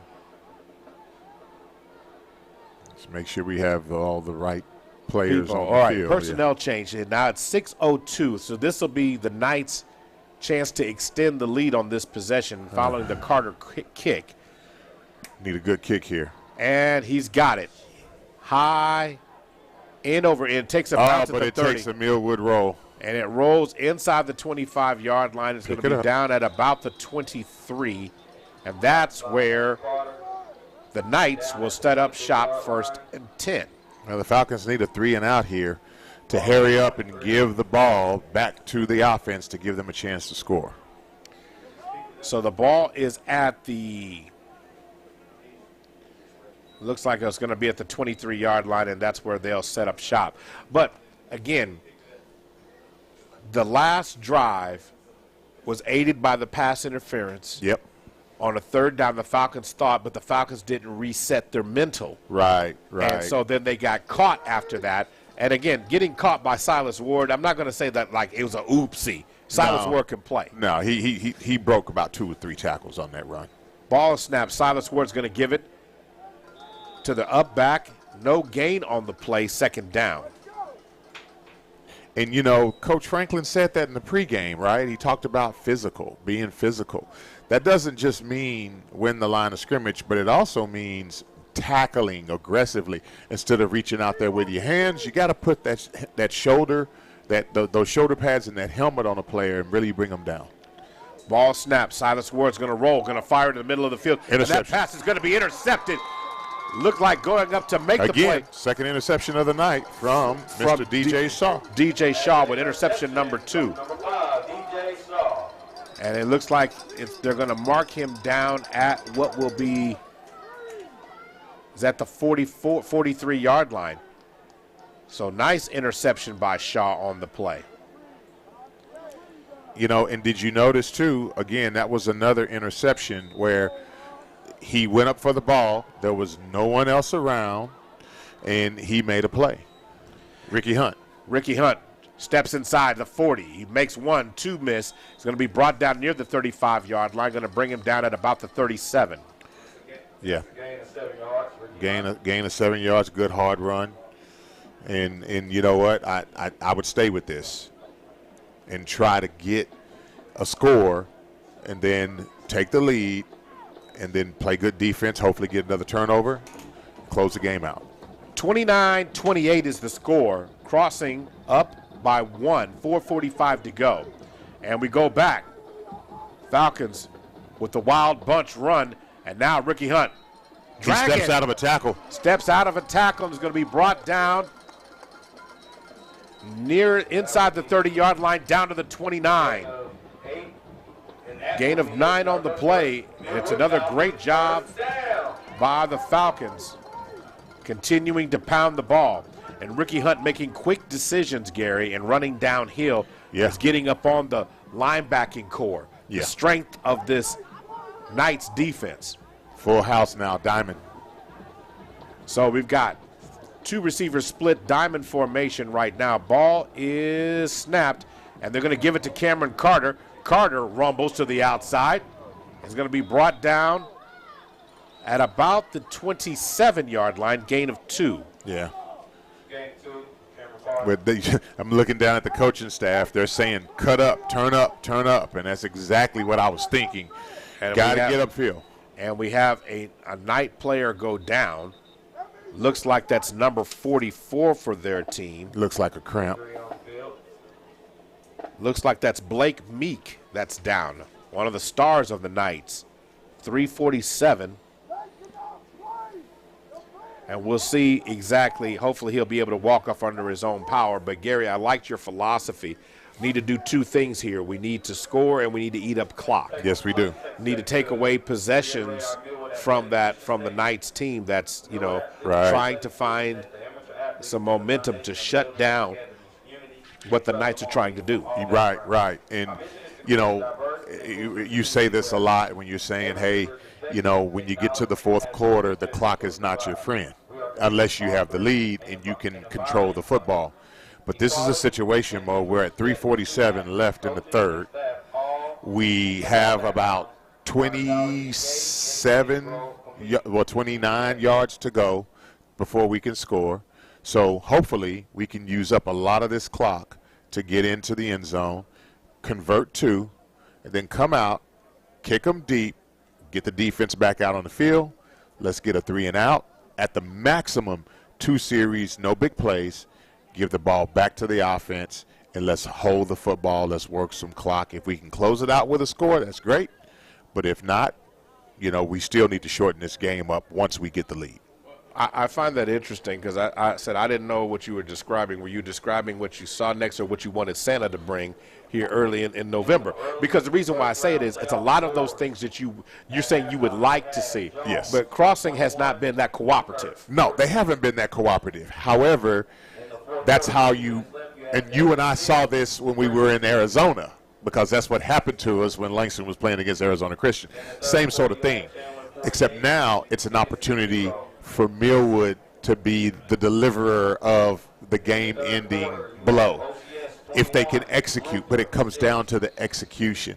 And that's where players are going to play, leaders are going to step up, and guys are going to make plays when we need them the most. All right, it does look like a cramp. They are taking a look at the young man's leg. We're going to take a quick 30-second break. We'll be back in just a moment. You're listening to Millwood Falcon Football, brought to you by Love's Travel Stops and Country Stores and SSM Health at St. Anthony. We will be right back. Oklahoma City. Yes, sir. Love's Travel Stop and Country Stores and Perry Publishing and Broadcasting Company are proud partners in recognizing outstanding high school students who are setting the standards in and out of their classrooms. With our 2022-2023 Student of the Month program, each month a chosen high school student will be selected for Student of the Month. The winner will automatically qualify to be selected for Student of the Year. For winning Student of the Year, the recipient will win a $10,000 scholarship paid directly to a college of their choice. Please take time to nominate a student who exemplifies outstanding characteristics in the classroom and as a citizen in our community. Just go online to the blackchronicle.com. That's blackchronicle.com to nominate a student for the Love's Travel Stops and Country Store's Student of the Month. Rules and regulations apply. Back to live action. Meeks was able to get. Oh, beautiful carry by Miko Levine. The all-new Heart and Soul 92.1 and 1140, a very broadcasting station. Blake Meek was able to get off under his own power. He popped up, so that was just a cramp.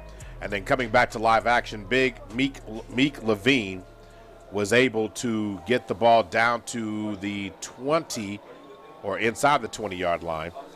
So a great job. 7-yard carry, yeah. So nice job by him. So now going to work, Ricky Hunt Jr. pounding his way down the middle of the field, closer and closer to the 15-yard line. They're going to say he stopped him at the 17-yard line. Yeah, but it's enough to move those chains, and so that's all we want to see now. First down on roughly is that the 20? No, it's inside the 20 now, so it's going to be about the 18-yard line. Okay, but with 2:53 left and the clock is running, this is exactly the strategy. You want to be patient, you want to be safe, you want to protect the football. We need to line up right, have the right personnel grouping. In fact, I wouldn't even change personnel at all. All right, going to snap the ball, going to fling it to the outside. Thompson trying to make one man miss, but great pursuit and bring it down. Great job. And again, Xavier loses his helmet on the play. He's probably going to have to check out, and the officials are telling him he has to check out of the game. Yeah. But the play, he's going to lose a couple of yards back out to the 20-yard line. So can I ask you a question, Mo? Certainly. How can you tackle up around the head and the helmet come off and it not be a face mask? I just don't understand that. Just a little trivia question there. All right, going to give the ball back to Meech Levine, and Meech powers his way down inside the 15-yard line, down to the 14.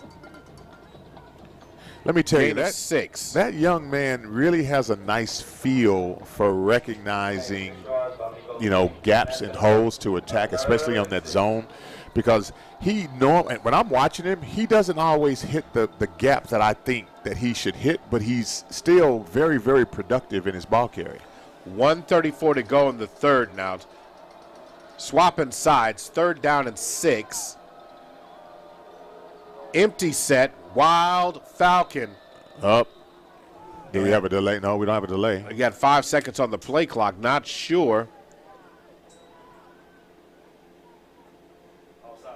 Okay. And it's going to be offsides, which will give them, take it down to a 3rd down and 1 here.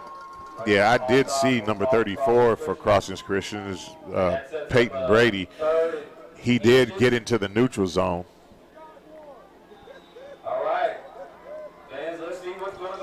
Third down and 1. So we got empty set, 5 receivers, but the bunch right by the tight end. Ball is high snap, but Ricky Hunt recovers. Able to get something going, and Ricky Hunt is going to fling it into the end zone for a touchdown to Cameron Carter. Yeah. Is there any flags? No flags on the play. It very easily could have been. Wow.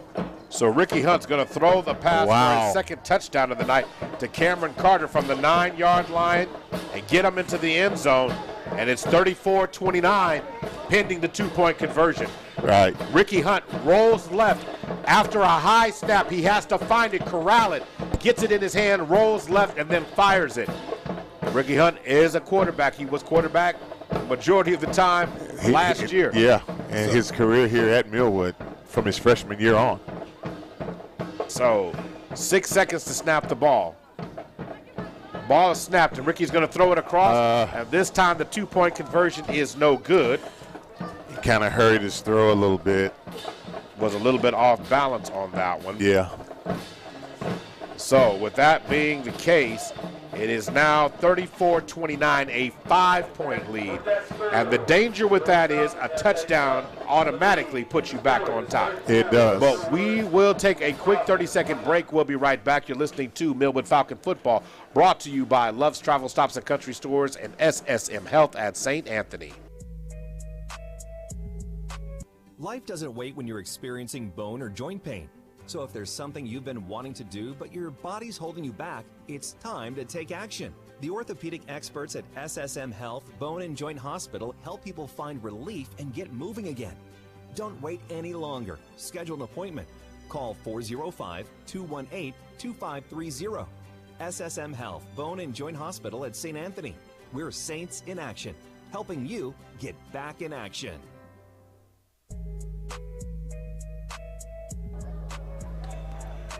All right, Falcons back on top following a 8-play, 43-yard drive that ended up with a Ricky Hunt to Cameron Carter touchdown. That scoring recap is brought to you by A-Plus Lawn Service. Kickoff was short, and it's going to be marked down at about the 36-yard line, 1st and 10, Knights from that spot. Well, I'll tell you what, you had a couple of choices, and it looks like the ball was trying to be placed in a gap area, and it was actually mishandled. We just weren't able to get down there quick enough to recover. So now, 1:03 to go. Here come the Knights. 3 receivers. And before things get started, could it be a false start? Yeah. And it looks like it's going to be false start against the Knights. They're going to call it against the Knights? Yes. Okay, so they're saying that he was drawn off. So that's going to move the ball back to the 31. So 1st down and 15 from that spot. 1:03 to go in the third. 4 receivers. Ball is snapped. And Silas looking for some space to operate. He finds none. Silas Ward might get a yard, maybe 2 out of the play. So quarterback option to the outside. Yeah, that quarterback zone read off the jet sweep. He's not given that one time. That's his play all day long. Now, it's like Gonzalez from K-State. Okay, the way you're making it sound is like Silas Ward doesn't believe in sharing. That's what you're making it sound like. Well, I'm not saying that because he shared the ball plenty of times downfield on pass plays. But when I see that play, that is his play, and they're just simply trying to get the Millwood defensive front to move out of position so to create a run lane for him. 3 receivers, twins to the right side. Ball snap. Ward. There it is. Going to take off again. Has a little burst. And this time he's turned back inside by Chaz Doolin, but not before he gets a gain of 5 or 6 yards. He takes the ball beyond the 45-yard line. We're going to see where they officially stop it. Looks like the 46. Yeah, Ward is the guy. He is the guy for them, and they're going to put the ball in his hands, and whether they win or lose, it's going to be with him. So it's not the 46. I need to correct that there. That is the 42-yard line. Yes. Yeah, 42.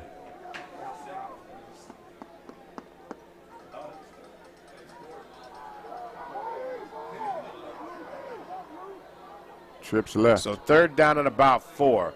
3 snap. Ball. Pass play. He got pressure. Ward There's got pressure, and then he flanks it out of bounds. There's nobody there, but he did get outside the pocket as he flung it out of bounds safely. Oh, wow. But he was close to being in the grass, but he got rid of it at the last time. But he was out of the tackle gap. But the Falcons are able to turn him away on the incompletion there.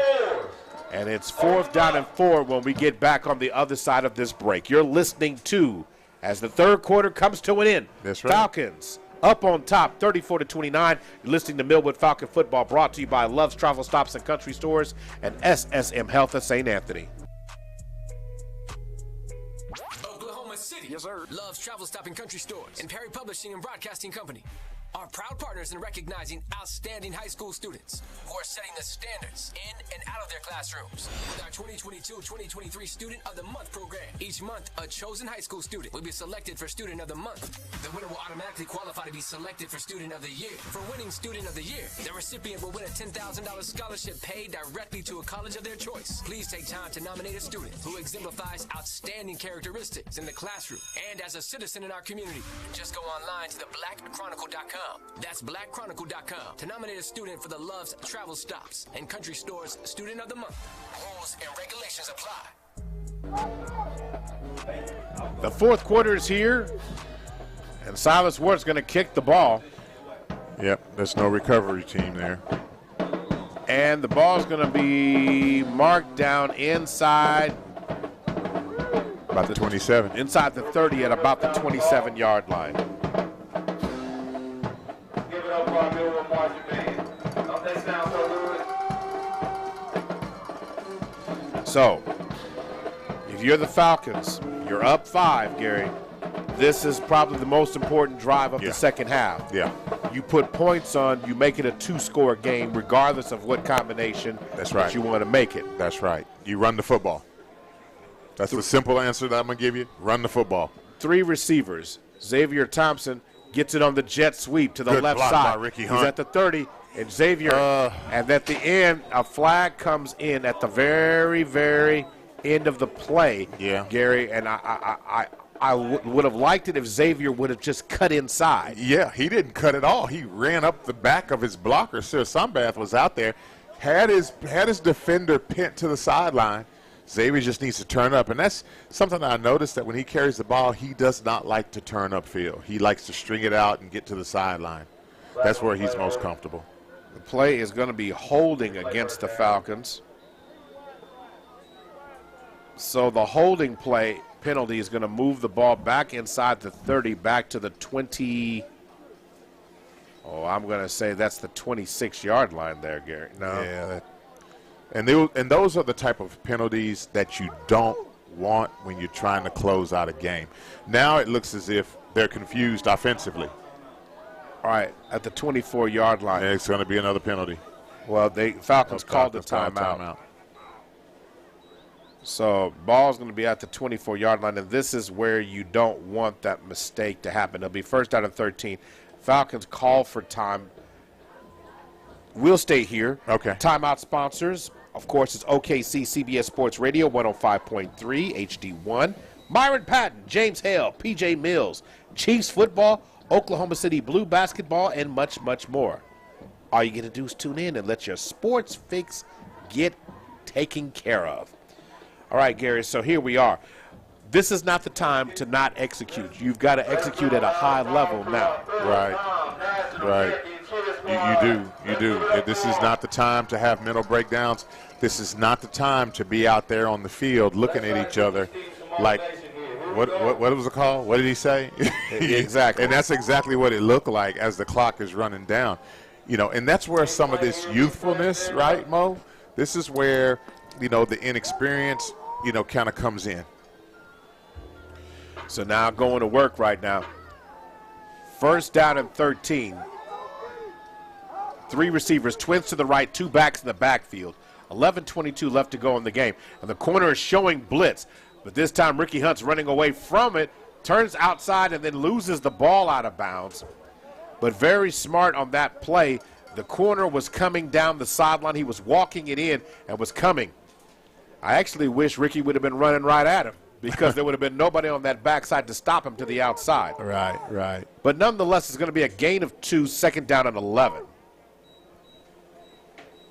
Yeah, again, these penalties at the wrong time just really, really does slow the momentum of the offense. 3 receivers, twins to the right, 2 backs, and they've got 9 in the box. They're dropping back, but the Knights have been bringing pressure consistently all night long. 1 high safety, high snap. This Deflected time CJ's able to get it out. Xavier to the outside. If he runs and turns the corner, and a flag comes down. And another multiple flags come in. Wide receivers are being called for holding, and some of that is because of their hand placement. When you block, Mo, you got to have the hands on the steering wheel, which is on both sides where the armpits are. You can't have those hands extend up on the pad level and move around to the outside. In games like this, particularly playoff games, they're going to call those holding penalties.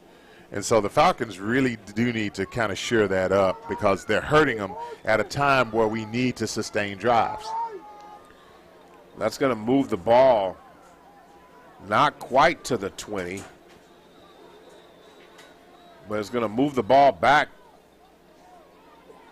to the 20-yard line. Double move. So a double move. And the pass is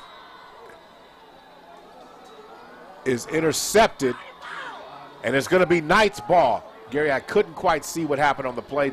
So it was a play action fake where Turnbull raised up and threw the ball towards Xavier Thompson. He didn't even know the ball was coming to him. He hadn't even looked back for it. So there was clearly a breakdown in communication. So now they have a turnover, and Crostons has the ball back in prime field position with 10:53 left in the fourth quarter. Okay, 3 receivers, twins to the right. Silas Ward's going to have it. And quarterback keeper tries to get to the outside. Silas Ward still moving the pile. Going to get down nearly to inside the 20? Yeah, it is. Get down to the 20, a gain of 2, but it sure did look like he got a lot further than that. That young man has been simply sensational tonight. Yeah, he has. He has. I mean, they've called his number, and he's answered the call every single time. And, again, the Falcons need to get an answer for him. 10:18 to go. 14 seconds on the play clock right now. Silas Ward in shotgun formation, standing at about the 25. Ball snaps. Silas is going to put it up. Looks left, fires across the middle of the field, and that pass is nearly intercepted, but it was well defended that time by Zaire Fisher. Yeah, I mean, they went up to try to make the interception, and they deflected the ball. That scares me, right, Mo? Every time I see a deflection like that, I get a little nervous because every touchdown that they've had on a pass play came off a deflection. So 3rd down and what will be 8 yards to go. Silas Ward calling for it. Ward has it. Going to take up off the middle of the field. He breaks one tackle. Still churning the legs, but this time the Falcons turn the water off this time. He doesn't get that far. Inside the 20, going to say they got him down to about the 15-yard line. Yeah. The Falcons are dialing up blitz packages. However, one of the things that's so important about a blitz package is even when you blitz and you get through the line of scrimmage. That's what everybody knows. It's 4th down, and they're going to go for it here, and I would absolutely as well. 4th down at about 5, right? 4th down and about 5, yes, to go. So now you've got 2 receivers, 2 backs in the backfield. Ball is snapped, and Ward's going to roll right. And Big Old Levine on the sack. And Big Meech extended and showed his speed, and he got up on Ward before he even knew what happened. Turnover on downs, Falcon football. Great play by the defensive leader, junior defensive end, outside linebacker Miko Levine. He came across under control. He read the play action. You know, Ward tried to roll out on the edge. Miko Levine, showing a lot of discipline, kept that ball on his inside shoulder, exploded towards the quarterback, and was able to get the sack. Yes, he did.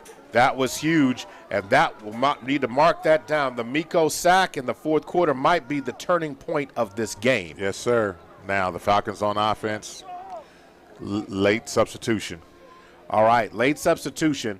All right, Ricky Hunt has it. Ricky Hunt gets to the outside. They're not going to catch him. If he gets to the 50, he's at the 50, and he falls down.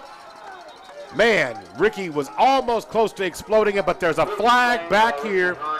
There's a flag back here at about and it's going to be holding against the Falcons. Another flag on the play.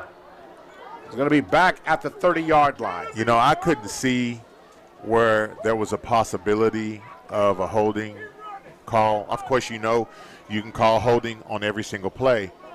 However, it's just one of those things, Mo, where, you know, my eyes are locked in on Ricky, right? Because he's such an exciting player. He can break it at any time. But, you know, it just seems like those flags just seem to just sneak out and land on the ground at the most inopportune times. But the guys got to keep their heads on straight. They have the lead. Just hold the football and stay alive here. All right, so we're back to the empty set. Wild Ricky, Wild Bird, or Wild Falcon, but you give the ball to Ricky Hunt, and he's going to take the ball up to the 25-yard line. Almost back to the original line of scrimmage. Yep, and it is. So it's going to be second down and what will be 10 yards to go. And second down and 10, 8:28 to go in the contest. Personnel swap now for the Falcons.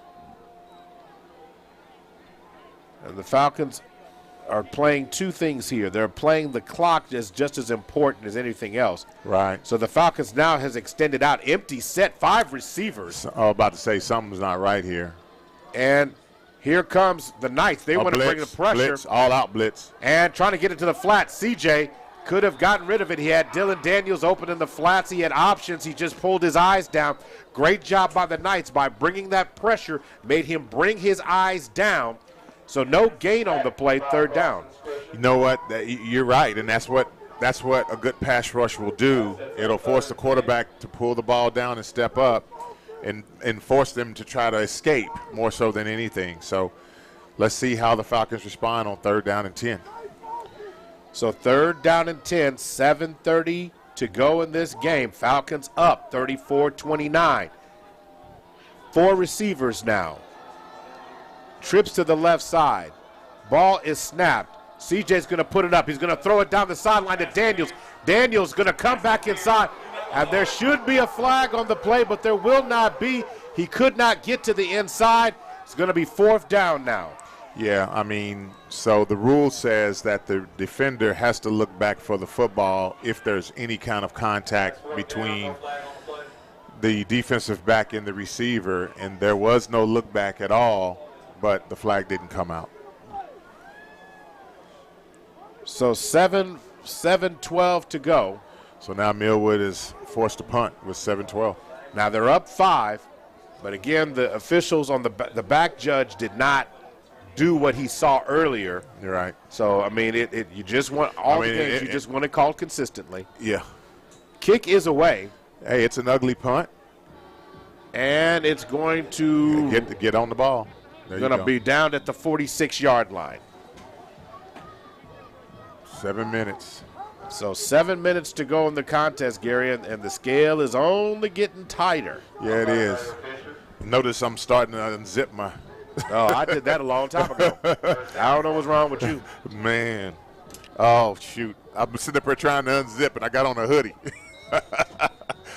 Man, just letting you know. Let me get this jacket off of me. Okay, good luck with that. Getting nervous around here, Mo.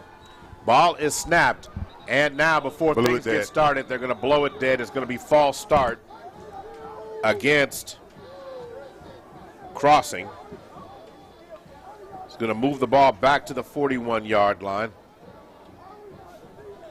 So first down and 15 now. 6:59 to go. They blew that play dead. Falcon defense has played stout here.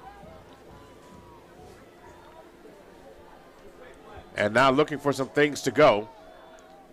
Three receivers, twins to the left. Ward stepping back, is going to fire it over the middle of the field, and it's going to be caught by Blake Meeks, who takes it down inside into Falcon territory. They're going to mark him down at about the 37 or 36-yard line. Big pass play. They've been setting that up all night. It was the fake zone read. He steps back, pulls it out, Gary, and throws it right in the pocket where the blocker might have been on that play. You know something? It was also a good play from the standpoint of the wide receivers cleared out the defensive secondary, and then the H-back delayed and caught the ball right where the linebackers left. First down and 10. And going to work into the backfield this time, going to be brought down by Big Meech. The ball carrier on that one is number 22, Justin Walvren. Number 22. Walvren with the play. He's going to take the ball down inside the, looks like the 30, make that the 34. Is it me, Mo, or does it look like or seem like we're running past a lot of opportunities to make the tackle? Well, the speed is being neutralized by the play call. Yeah. So Falcons are showing blitz this time. Ward's going to ask for it. Ward's going to flick it out to the middle of the field, and that pass is incomplete. DJ Shaw trying to get his third hat trick, trying to get the hat trick. Right. But that pass is incomplete. So this is a big third down here. 5:56 to go. And you're talking about running out of opportunities. You know, so we got to see what the Falcons come to do now.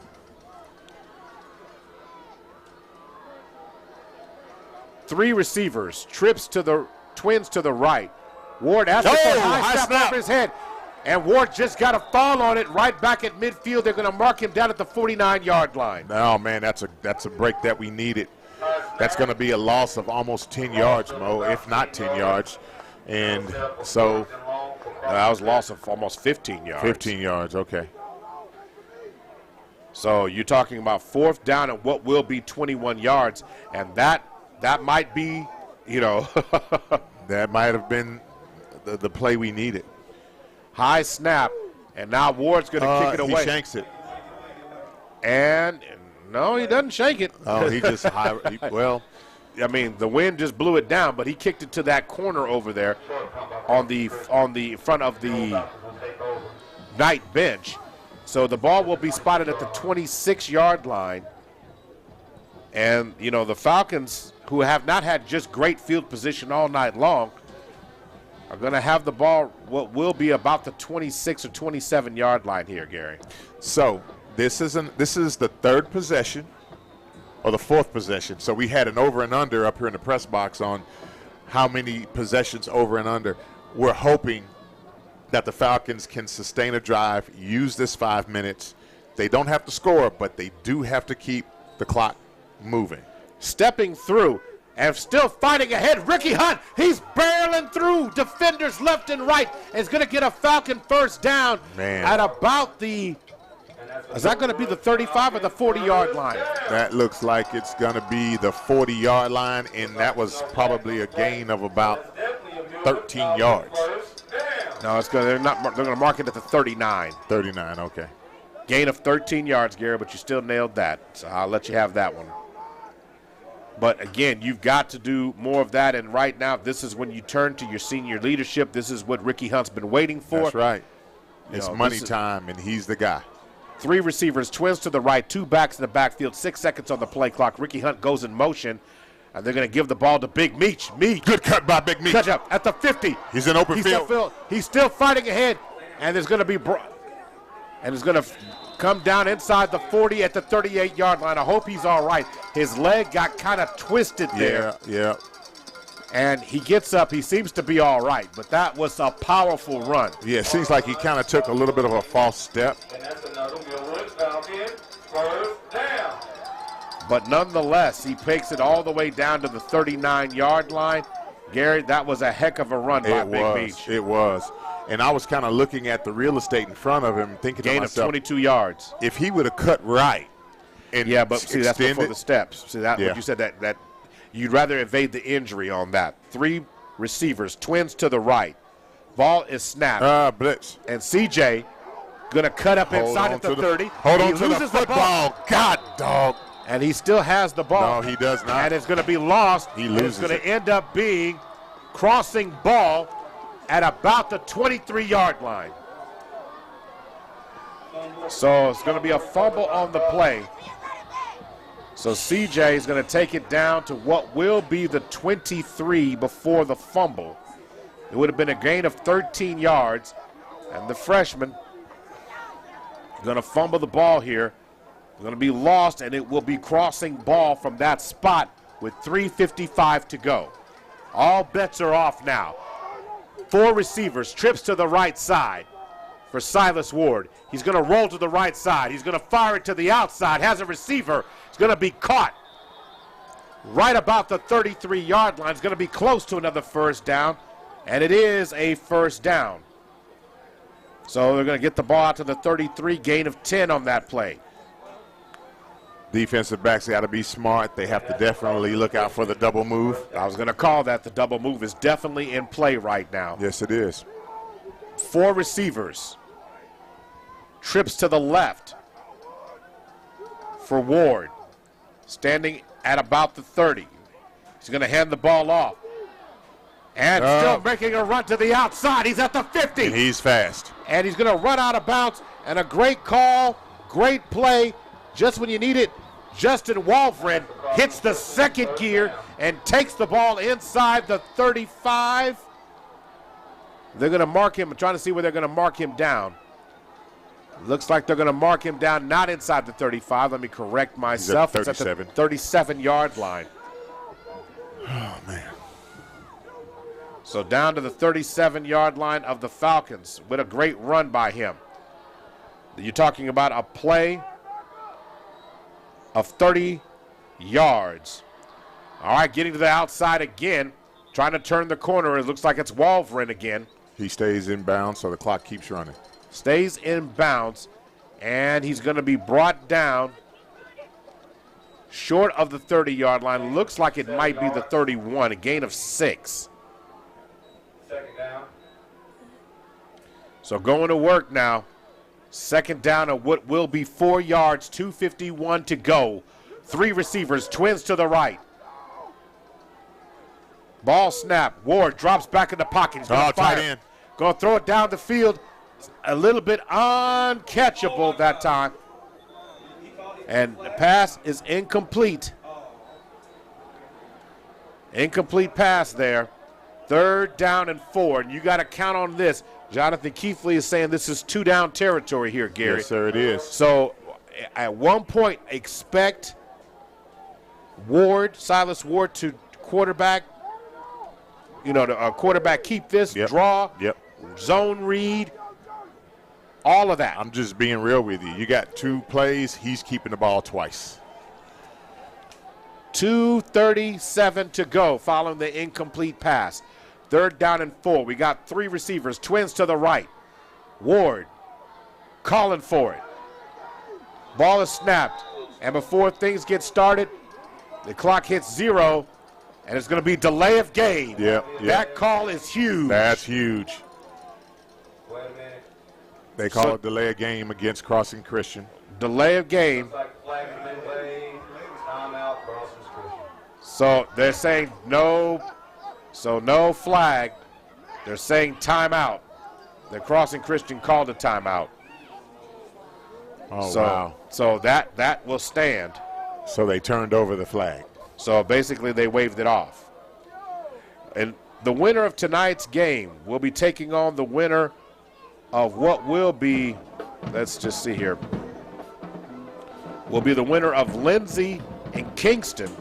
And in the 4th quarter, Lindsay is up 42-20 over Kingston. Do you have how much time is left? No, this is 4th quarter, though. That's all I got there. So that's a pretty comfortable lead. It is. Washington has gone final as they beat Atoka 54-7. That was domination. And Victory Christian is putting it on Pahauska. Man, Pahauska 70-22 in the 4th. Wow. So looking for any other game that's come out. And now going to work. Here we go. Back to live action now. Ball is snapped. Ward missed tackle by Iverson. And Iverson is going to let him get to the outside as a great ball fake. And Silas Ward hit the Jets. He's going to convert it. It's going to be a 1st down for the Knights with 2:28 to go. So important that you keep the ball's at the 23-yard line. You keep the defender on the inside shoulder. You don't miss tackles like that. That was an opportunity to set him back. 2:15 to go here. Coming up will be the Falcon post-game show. So again, what a game this has turned out to be. This is a classic here, folks. 3 receivers, twins to the right side. Ball is snapped. Ward. And Cameron Carter cleaned the clock that time on Justin Walfred. We call that a decleater. He brought the wood at the wood. It's going to be brought down on the other side of the 25-yard line. That's going to say he's at the 27. Make that no, it's the 25. Loss of 2 on the play. So, Falcons up by 5. Second down, 13. Second down and what will be 12 or 13 yards. And Ward's going to roll to the left side, going to fire to the outside, and the pass is deflected. At that time, ball goes flying up in the air. There were 2 Knights in the vicinity, but that pass is incomplete. Great play by Terrence Taffy. He played no catch. He just tried to deny the catch to the receiver. And Great play. And this has turned into the series of the game right now, folks. Right. It's 1:18 to go, 22 seconds on the play clock. So they got to get a first down to extend this, but they've got to score. And they got to make tackles. And they got to make tackles. Falcons got to make tackles. 3 receivers, twins on the right side. And this time Walford has it with the reverse. Double pass. Flicker. And he's going to throw it back into the end zone. And the pass is going to be incomplete. This time, Terrence Taffy. What a great job that time. Pass is incomplete. And great job by Silas Ward trying to get the ball outside to give his receiver a chance to make a play. Right. But that pass is incomplete. Yeah. So it's 4th down. And this with 1:09, 69 seconds in the game. This is it. Right. So got to be mindful of where the first down marker is. You want to make sure you align to the first down marker. Watch the inside slant route. 4 receivers. Trips to the left side. Ward looks right. He's going to fire it into the end zone. Oh, has my a receiver goodness. in the end zone. And the He pass drops it. is incomplete. It's incomplete. But is there a flag on the play? It should not be one. That was clean. Turnover on downs, and it looks like it will be Falcon football. Wow. Wow. I mean, it was one of those situations, too, Mo, where the receiver had a couple of steps on Zaire Fisher, but Zaire was able to recover, but he played ball all the way, which is dangerous. Dangerous. But nonetheless, 63 seconds to go. So now, 25 seconds on. Okay, they have not started the play clock yet.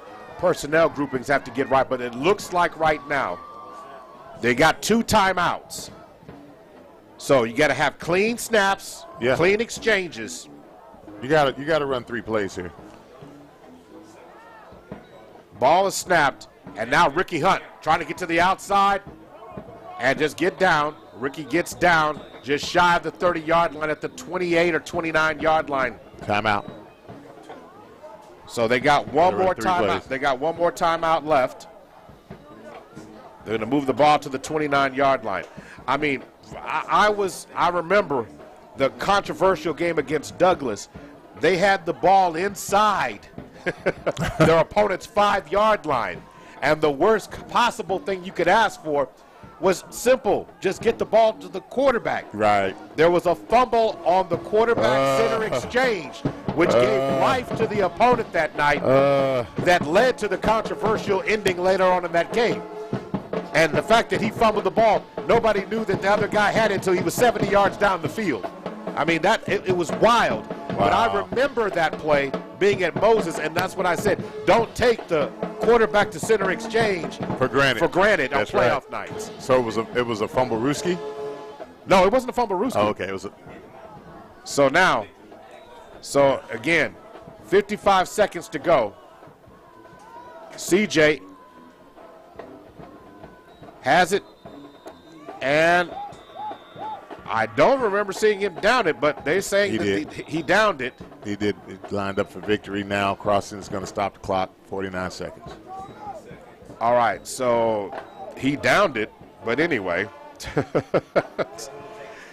So the next one here is the final timeout has been taken by Crossings. And the listeners need to understand, for those who don't watch a ton of football, that play clock, the play clock will not start until the ball is snapped on this timeout. So the actual not play clock, the game clock versus the play clock. And so be mindful of that as this game rolls down to an end. But for me, Mo, I'm not going to lie to you. I mean, I've seen enough to where I'm like, hey, I'm going to hold my breath for this last 49 seconds.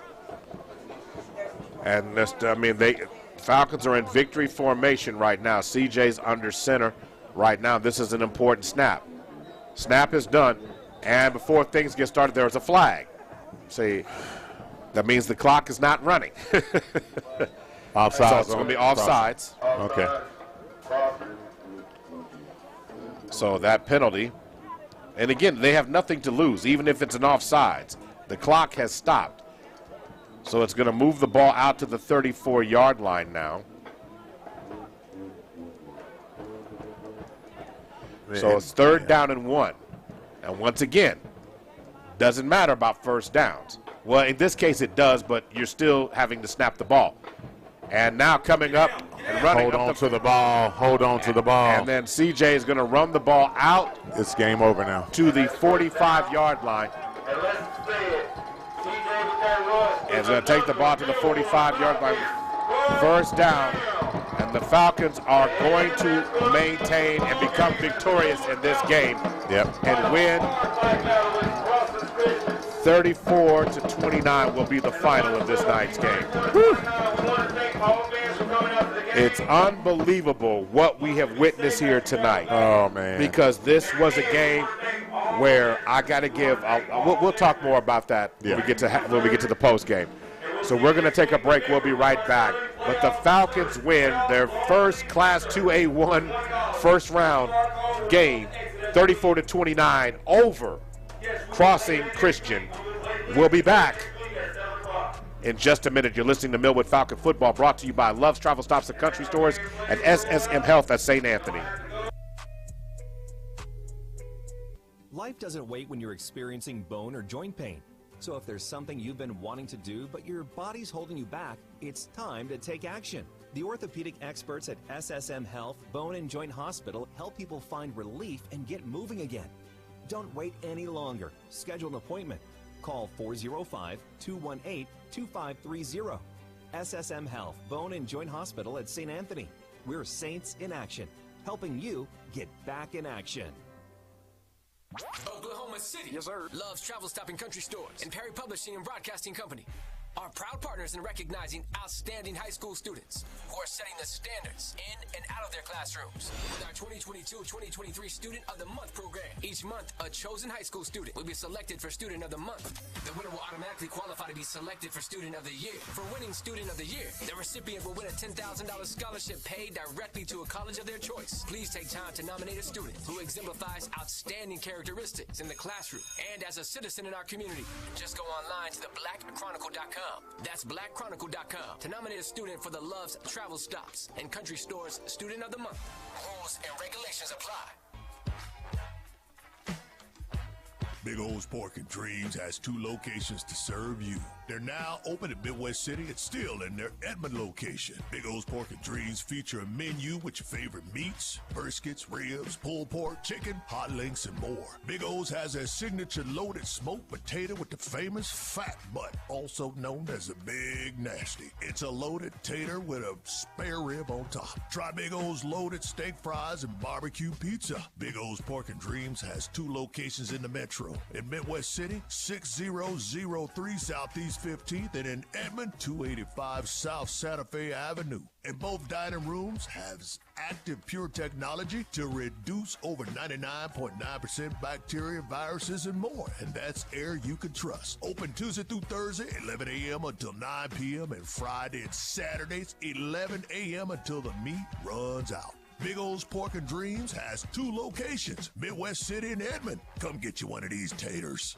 In your time of need, let Chris and Christy Harrison at Heritage Funeral Home and Cremation Services take care of you and your family. Heritage Funeral Home and Cremation Services specializes in the highest level of competence, courtesy, and compassion during your family's difficult time and will always make sure your loved one's life will be celebrated in a meaningful way. Owners Chris and Christy Harrison would love to earn your trust and business by offering an affordable full-service funeral for only $3 $3,595. This package will save you and your family thousands of dollars and will give your loved one the first-class funeral they deserve. Heritage Funeral Home and Cremation Services also offers a variety of cremation options. Just stop by their office, 1300 North Lottie, to learn more, or call 405-424-5100. That's 424-5100 for Chris and Christy Harrison at Heritage Funeral Home and Cremation Services.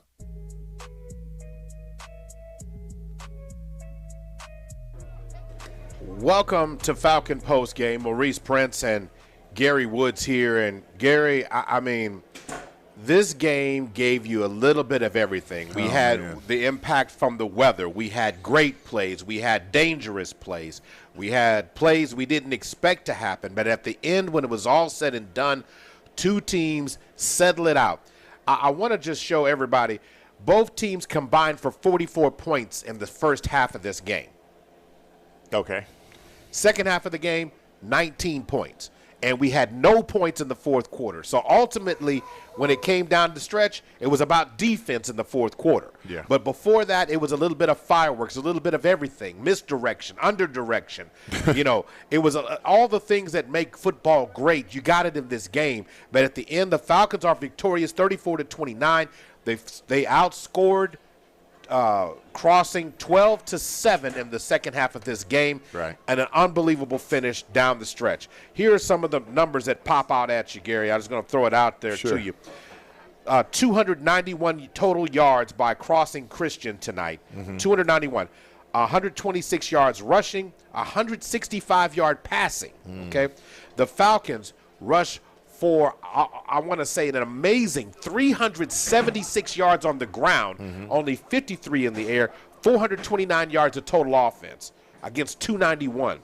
But I think the number tonight really comes down to third down conversions. When it was all said and done, the Falcons were 7 of 16 on third down conversions. Crossing Christian Knights, 2 of 13. So when they need to make a play, Gary, when the play needed to be made, the Falcons made just enough plays at the right moments to keep the Knights out of the end zone. The Knights had multiple opportunities. We can talk about the big defensive plays in the fourth quarter, but we helped them as much as they hurt us. There you go. And they hurt us as much as we helped them. Yep. So, I mean, it was a back and forth thing. So if you had to sum up what you saw tonight, what would you give it? Well, I tell you, for a while there, Mo, and I said this earlier, I really thought that the Falcons were going to take control, and I thought the wheels were going to come off for Crossing Christian the way the first half was going. And then all of a sudden, boom, boom, 2 big plays, and then, you know, a penalty, and voila. And, you know, and they're right I'm back glad in the you game. said that word, penalties. The penalty aspect of this game, okay, now I understand how penalties impact it. 7 penalties, 8 penalties or more from the Falcons for 35, 8 penalties for 55 yards for them, but it's the variety of the penalties and when they happen. And when they happen. But right. if we had done what we needed to do in the first half of this, right, this doesn't become. In other words, you gave it an opportunity to be a controversial thing because resting on 1 play or 2 plays or 1 penalty or another penalty. Right. You got to eliminate that in playoff play. Right. You cannot. I mean, Gary, you the coach. You can't put it back in the hands of the officials, and then they make a call that wins you or lose you a championship or a chance to advance in the playoffs just because you failed to do what you were to do. We talked about it. The Falcons exploded for 22 consecutive points. It was 22-6. That's right. I mean, I thought they had complete control. Complete control. And then 2 things happened. Yep. Not paying attention, turnover, miscommunication, not getting the ball on special teams, those balls that were over there. Xavier Thompson, normally very sound. Right. Tonight, because of the conditions, maybe he didn't know where he was. Mishandling the ball. Kickoffs. Now, and punts. I'm using all this because Coach Franklin said in the pregame, those are called excuses. You're They're called excuses. Yep. So my point is, as good as this game has been, and as good as the game was, it could have been better for the Falcons, but it could have had a whole different outcome because as the Falcons, when you have control of your own destiny, you can't make that mistake. You're right. So these are the things that are the controllables, right? You can't get on the field and not know what not know what the formation is. You can't get on the field and not know where to line up or how to line up. You can't, get out there and make silly plays. You know it's third down and short or fourth down and short. They're going to try to draw you off. I mean, you do those drills every single day. You can't, jump into the neutral zone and give them an easy 5 yards. You got to stay in your technique. I mean, there's just a ton of things. Oh, and let me say this, and I know you're anxious to jump in, but here's the other part that I saw tonight. When offense was clicking, defense let down. When offense wasn't clicking, then the defense stepped up. Right. But and you got to have them on the same page at the same time. I just want to say, we spotted them 6. Yep. The fumble on the opening play. Yeah, we spotted them 6. Yeah, now, what I'm saying is, Carson Christian is a good team. Mm-hmm. Good team. Good enough to win here. Yeah. They almost did. But next week, those same mistakes, those same problems, if you keep spotting your opponent 6, right, you fail to execute in those moments, your season will come to an end. Almost definitely. And that's all I got to say. Because a good team will not let you up, and a good team will not make, have penalties at inopportune times for them. They just won't. In fact, if you're looking at your phone and spotting, seeing what's going on, I promise you, like, for instance, I really, really wish I could see the Rejoice Christian versus Beggs game, because I'm promising you that the heavy favorite was Rejoice Christian. They were number 2 in Class 2A going against Beggs, who they already blew out in the regular season. And now, and so these are teams going in now, Mo, where you cannot, after this round, you can't do what we did tonight and expect to come out victorious. You just can't. No, you can't. So as those things are going down here real quick, I'll try and give you guys that. But let me just read you some phenomenal numbers. Rushing tonight, Ricky Hunt Jr., 28 rushes for 202 yards and 2 touchdowns. Miko Levine, 11 rushes for 79 yards. C.J. Turnbull, 8 rushes for 66 yards, a touchdown and a fumble. Xavier Thompson, 3 rushes, 12 yards. Cameron Carter, 2 rushes, 8 yards. Ricky Hunt, 2 for 2 passing, 42 yards and a touchdown. C.J. Turnbull, 3 for 7, 11 yards, and an interception tonight. Xavier Thompson, high man on the receptions, 2 for 31 yards and a touchdown. Cato Sierra-Sumbath, 1 catch for 12 yards. Cameron Carter, 1 catch for 9 yards and a touchdown. Dylan Daniels, 1 catch for 1 yard. Those are how the stat looked tonight. Before my friend gives us the final, the player of the game, we'll get to that in just a second here. I just want to take a look that next week we will be playing Lindsay here next week. They're up 42-20. Wow. So you got to buckle up next week because they'll need your support. The weather will be better, so I think that helps the Falcons out quite a bit going into that. As far as the Beggs Rejoice, Beggs is on top 40-28 in the fourth quarter, and I'm hearing that it's limited time left in that game overall. But other games that gone final, Vian beats Spiral 52-7. Let's see here. Jones and Newkirk, third quarter now, 21-20. No. Jones up by 1. And an upset on the brew. Actually, no, an upset has happened. Frederick knocked out Davis 12-6. Oh, wow. So that's a big one tonight. It is. I was trying to see if there's any other upsets on alert right now. Prague is up on Hugo 28-7. That's not really an upset there at all. Henrietta did come back, but Eufaula outlasted them 14-12. Holdenville Community Christian smashed them out 49-14. And Kiefer up big on Veneta 42-20. Those are some of the other scores from Class 2A, but we will be taking on Lindsay next week here at the Good. Yep. So it's time for us to get out of here as we get ready for that, but it's time real quick for the Millwood and Richmond Foundation and Super Prep player of the game, and I think without question it's Ricky Hunt Jr. Yeah. Ricky Hunt had an unbelievable game tonight. Yeah.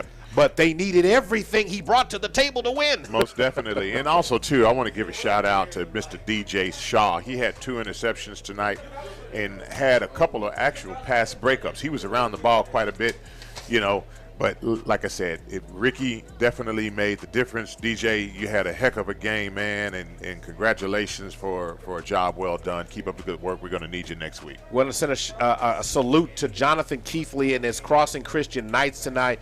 I think a heck of a player on the future for them. He's a senior. We won't see him anymore. Silas Ward, whose career come to an end tonight. Yeah. Justin Walvern played it all out tonight. Evan Krotz played it all out tonight. And, of course, we've seen the last of also number 44, Blake Meek, who went down early but then caught a big play later on. Yep. But I want to salute them. They've been a tremendous team all year long. So we're out of here, folks. Want to make sure we thank DJ Stevie D in studio for holding us down. We got to get out of here. He's Gary Woods. I'm Maurice Prince. Got to go home, get something warm to eat as we start to get ready to hit the highway. You know, making money the flyway. But there got to be a better. The better way is if Langston wins. That's tomorrow. right. That's all right. So we're out of here.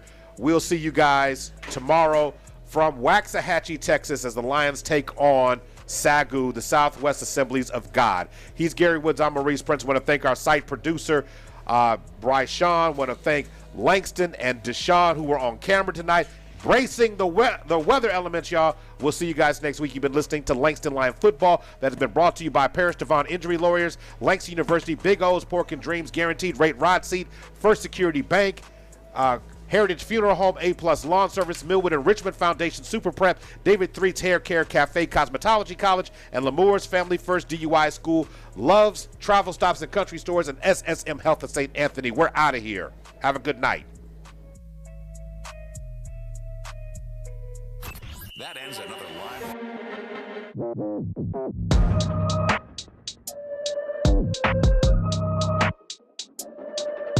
live.